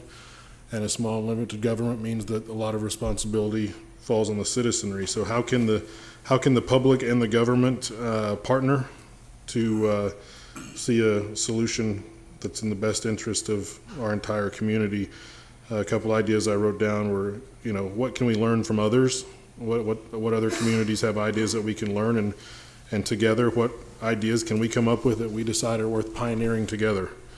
And I think I'm hopeful we can have that conversation and it be fruitful, and we see a solution that helps people. And I think ultimately the having a thriving economy and a caring community, and that prevents people from ever entering homelessness, is the best solution for everyone. And that's going to take time, and it's a two-pronged approach of dealing with the problem we have now and preventing a problem for generations to come. And I'm hopeful that together we can all come up with some ideas and solutions that are practical, that are legal, and that serve one another. Thank you, sir. Thank you for everyone who came and stayed several hours to express your opinions and listen to the comments. And I appreciate the staff's reports. As usual, they're very informative. There's a lot about the homeless issue that I've learned the legality restraints about. I appreciate, Joe, you educating us on those things. I sit up here in this position of power that I've been elected into, very aware that I could have easily have been homeless as a person who was adopted from foster care, and so many of the people who are homeless come out of that system. So I keep that in the back of my mind when I try to humanize the people that we so often don't want to look at as we walk to our businesses. I am encouraged by the people that we have in the town who are eagerly and wholeheartedly working on the humanitarian issues surrounding homelessness. And so I'm not going to speak to that, because I think that there are people doing that aspect very well, trying to get people out of homelessness and the humanitarian aspect of that being addressed. What I'd like to discuss briefly, I know we're running late, is as a downtown business owner and a property owner, I can't stress enough how important it is for everyone in the town to support the business owners that are currently in the downtown area. Because if we only I understand homelessness is a problem. I've seen it the visual aspect of homelessness has increased since I've opened my business. Joe. 3 minutes. Was that my timer? Since I've opened my restaurant, I have noticed an increase in the amount of people that I can see. Now, whether that's an actual increase of homeless, I don't know. So I appreciate the staff's diligence in getting our actual numbers under control and creating plans to implement things. I'm very encouraged by the fact that we're already working on some of the ordinances that we can do within the restraints of the Constitution. There are all kinds of reasons that we can't just implement things that some of us would just like to say, well, why can't we just do loitering? Well, loitering has a lot of unconstitutional components to it that the Supreme Court has already talked about, so we know we can't do some of those things that just seem easy to do. So the staff working diligently towards those things that we could do, the time frames that we discussed earlier where people could be, those solutions are really important to me and to be done in a timely manner, because I do own property on Main Street. I do have a business. I almost killed myself working to keep that business open through the pandemic, and it was really, really difficult. And so my heart is in downtown, making sure that all of the business owners that are down there can sustain. So I would encourage everyone to maybe just purchase one of your Christmas presents from a downtown business and then make a post about it. And if you can do that, if you can do more, awesome. And then the people that are working diligently to update the properties, like Mike Little and Kevin Calise, who's here tonight, and some of the businesses that donate to the downtown area, like the Fords. We need to remember to be thankful to those people, because they really are. We're kind of at a tipping point, and there's so much momentum going into downtown, and the private sector is working really hard on that. So we desperately need the city's help with those ordinances in a timely manner. Some encouraging notes that I'd like to share, because sometimes we talk about the bad things about downtown so much that it's scaring people from actually coming downtown to shop. And so what you're doing, if you participate in that online and fear mongering, there's the real issues that we definitely need to address, and let's do that together and collaboratively. And then there's the other component that if we don't support those businesses that are there right now, they won't be there in a couple of years. And so one of the ways that we combat homelessness in a commercial district is to encourage private investment in properties. Downtown is a TIF district, and Jacob gave an amazing presentation about this that we need to find if you haven't watched that. But essentially, we need people to invest money in the properties themselves downtown. We need to, we'll get into this more in this process, but I challenge the staff to help legally find ways to discourage absentee owners from hanging on to properties and using them for storage, letting them go into disrepair, especially people that don't live in the community, out of state, out of town, out of country owners sometimes that are just sitting on these properties. And in my 3 years of going downtown every single day, the majority of the issues are happening at vacant properties. The business owners do have problems, and I'm not negating that, but if everyone around my business would fix their place up, or around Teresa's business, a lot of these issues wouldn't be as prevalent. So the absentee owners and people taking pride in the properties that they own is something that's really important, I think, as we look at this issue as a whole to move forward. Once we increase those property values, that money goes after a certain platform. Jacob explained this so well, hurry up. That money goes back into that district. So the more people we can get to invest in the properties themselves, that money can be reinvested into the district to make that area nicer. And then, of course, the sales tax go to all of the things that we know it goes to. And thank you to the Dunbar Heights community for all of their work. I'm really encouraged by what I see with the Love Your Block program. I think if we could really harness that collaborative energy that's existing there, and we could move that into some of the downtown homelessness issues, we would make a lot of progress really fast. And the difference I see there is people working together, really looking for solutions. But it's going to take the private sector to step up. So if you can, I'm calling on you to do so. And if you can support those businesses, please do that this holiday season. Thank you. Thank you, ma'am. Oh, goodness. Thank you, first of all, to the staff for their amazing hard work. All the individuals that helped out with the Christmas parade. It was an amazing event to see take off and go again. I did not age 2,000, extra years in a couple of ways.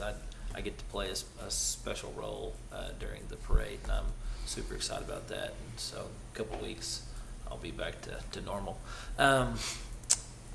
We get to do a lot of amazing things. We get to sit in a lot of unbelievable meetings, but we also are tasked with very, very tough decisions and very tough opportunities. And we're doing our absolute very best to listen, our absolute very best to make decisions based on the greater good for the whole. And sometimes that's difficult. Thank you, Dunbar Heights families and individuals for trusting us enough to be willing to put your hearts and your lives back out there. The very first conversation I had with the Dunbar Heights community group, going on 7 or 8 years ago, when I first moved back to Shawnee for this stint of my life and career, came into the meeting talking about community renewal, what the amazing things community renewal was going to do. And because they had heard people that look like me, talk like me, act like me 100 times come in and say the exact same thing, and then get up and leave them hanging and leave them wanting more than what they did before I showed up. The gentleman spoke up and said, man, don't listen to what this guy says he's going to bring to the table, because not only he's going to take his stuff, he's going to take your table, And I, in that moment, I was like, wow. And I closed my notepad and scooted my chair back to leave, and a amazing young woman grabbed me by the arm and she said, no, man, you don't get up. You keep your seat. You deserve to be here. And that was from somebody that spent so many of their lives being told that they didn't deserve to be here. So we've got a lot of work to do in our world, and we've got an amazing opportunity to walk into something here with this. And I am so very thankful to our mayor. I'm so very thankful to be part of that grant writing process. I'm so very thankful to the amazing families and the amazing businesses and the amazing individuals that have given their hearts and their times to this, because we are going to change our world, and we are going to make a better place because of it. And so, thank you so very much. Thank you, sir. Mr. Vice Mayor. You guys covered that very well. I appreciate the staff on the presentations tonight. Very, very thorough, a lot of information, a lot of things.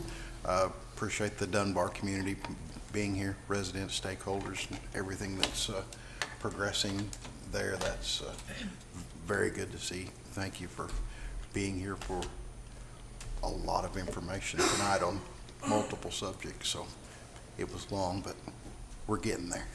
Thank you, guys. Thank you, sir. Y'all didn't leave me much, did you?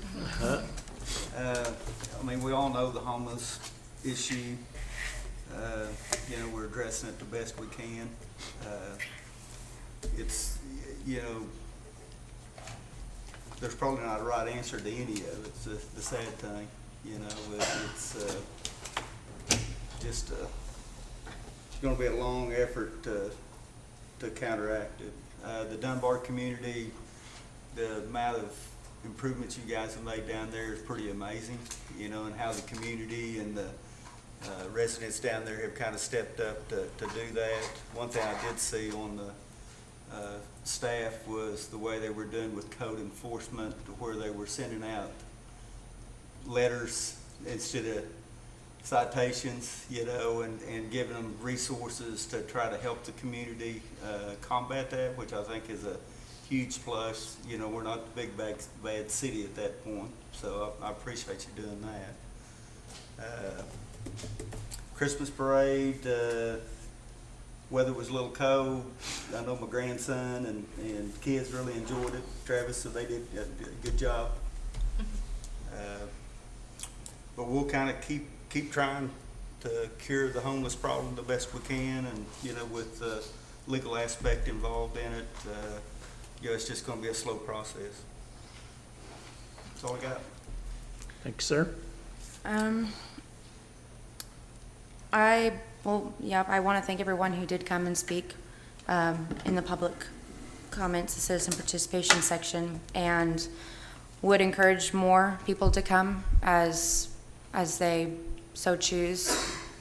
When it's recorded like this, it's documented for more people than just who's in here in the room to see. And I kind of said it earlier, it could be where someone's watching at home or someone watches it later and they're inspired with an idea or given more information or can provide more information to anything that's been talked about at any meeting, and can collaborate, share that avenue of information that they have or that resource that they thought of that maybe someone else hasn't thought of.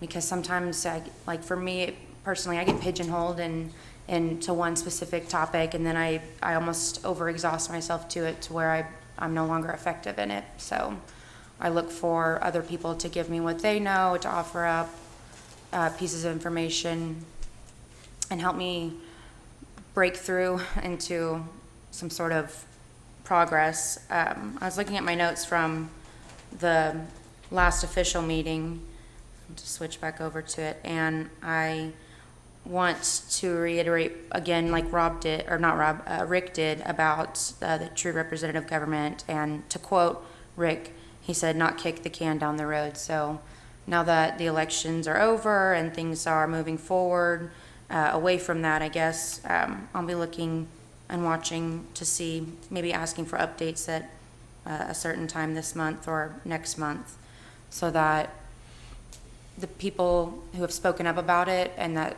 represent a greater number of people who aren't speaking up necessarily about it but believe and want the same things can see some measured progress, and hopefully have some faith restored at least somewhere, even if these topics like homelessness it's hard to see sometimes progress or effectiveness, something good out of it when it's such a hard topic and its complexities. It's nice that something else could be working too, that's also a hard issue to face sometimes. And other than that, I mean, we really have talked out everything possible, so Okay. it would Very just be good. repetitive. Thank you, ma'am. I won't have a whole lot because I know we've talked about a lot. Christmas parade was very nice. My absolutely favorite thing about it was getting to walk in it, walk down Main Street and see all those little faces and how much fun they were having. And you know, if you just stand in one place, you don't get to see that. So getting to walk down through that and see that was the top of the list for me. That was just unbelievable. I didn't know we had that many kids in town. But there was a whole mess of them there, and I know they had a lot of fun. So thank you to everybody that was involved in putting that on, and I'm sure that'll just get better and better every year, I have no doubt. We talked a lot about homelessness tonight. Daniel, you're gonna have to help me, and I don't remember what exact words of what you said, but getting past the point where you got people that explaining that we got a problem, that we all know we have a problem. I don't remember exactly how you said that. You said it much better than I did. But I think there's a lot of truth to that. I mean, every one of us sitting up here know that we have an issue, and we are working hard to try to deal with that. And, you know, until a year ago, we didn't have any kind of an organized approach to doing anything about it, and the problem just kept getting bigger and bigger. And that's not unique to Shawnee. That goes on nationwide. But, you know, I feel confident in the fact that we are taking a very organized, data-driven, which is important because you have to have all your facts so that you know what you're dealing with and then what's the best way to deal with it, and then track your progress. And it's also a coordinated effort. It's not the city that's going to be providing, you know, some sort of an organization. I mean, we are going to coordinate the efforts of all these other organizations that we already have here in town, and we have a bunch of them. But we're not going to work in silos anymore. We're going to work together, and we're going to work towards a common goal. And that includes, as Cammie said over and over, that's going to include our business community. I mean, we've all got to work on this together. We all see the problem. We're going to figure out a way to make this better. It's not going to be quick. It's not going to be painless. Luckily, I think we're getting very good guidance from our city attorney, and I know our city manager has had experience dealing with this in another part of the country, but those same things apply here. The program that we're working on is being worked by about 100 communities across the country, and we do get to learn from those other communities. And that doesn't mean that everything is going to translate, you know, verbatim to Shawnee, but we also don't have to reinvent the wheel. So I'm encouraged that we're taking a very organized and a very diligent approach to this, and things are going to get better. I honestly believe that, but we've all got to work together. You don't need to convince us that there's a problem. We know that there is a problem. We are working every day on this problem. I can promise you that. Dunbar neighborhood, I am so happy for the way that the Love Your Block program has worked out. I am so happy that we've been able to build better relationships down in that neighborhood. You know, when I go down there, I can feel that because I am greeted very warmly. People know that it's not just talk, that we are doing what we say we're going to do. We're not just making empty promises and then going back home. And we're not going to do that. That's why, in a way, I was almost a little hesitant that we talked about the sign. Andre and I have been talking about this for at least a year. And one of the reasons I haven't made a big deal about this sign is because until I can say that we're getting that sign and it's going to be done on this day, I don't like talking about that, because I know people in Dunbar have heard empty promises from folks that look like me for a long, long time. And I don't want to be the next person on that list. So if I can't tell you when it's going to happen and you know, give you concrete information, I don't really like talking about that. So anyway, I am so glad that Love Your Block is working out so well.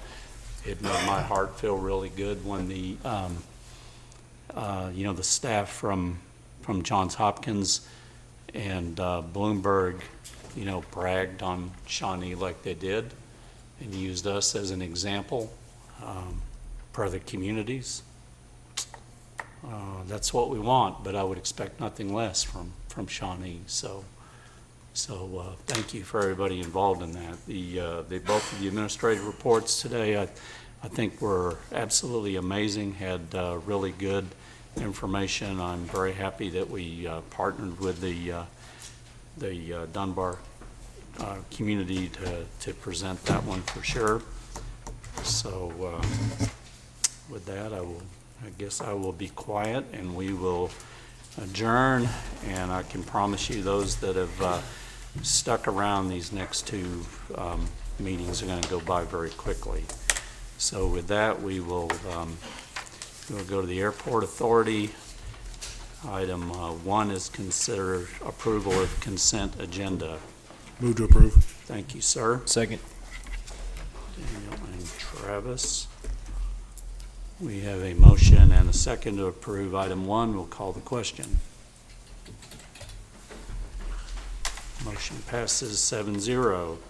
Item 2 is new business. No new business, Mr. Mayor. Thank you, ma'am. We are adjourned and we'll move on to the Municipal Authority. Item 1 is consider approval of consent agenda. Move to approve. Second. That was pretty fast. Third and the fourth. So, Darren and I think it was Cammie. I seconded. All righty, we have a motion and a second. We will call the question. Quick draw.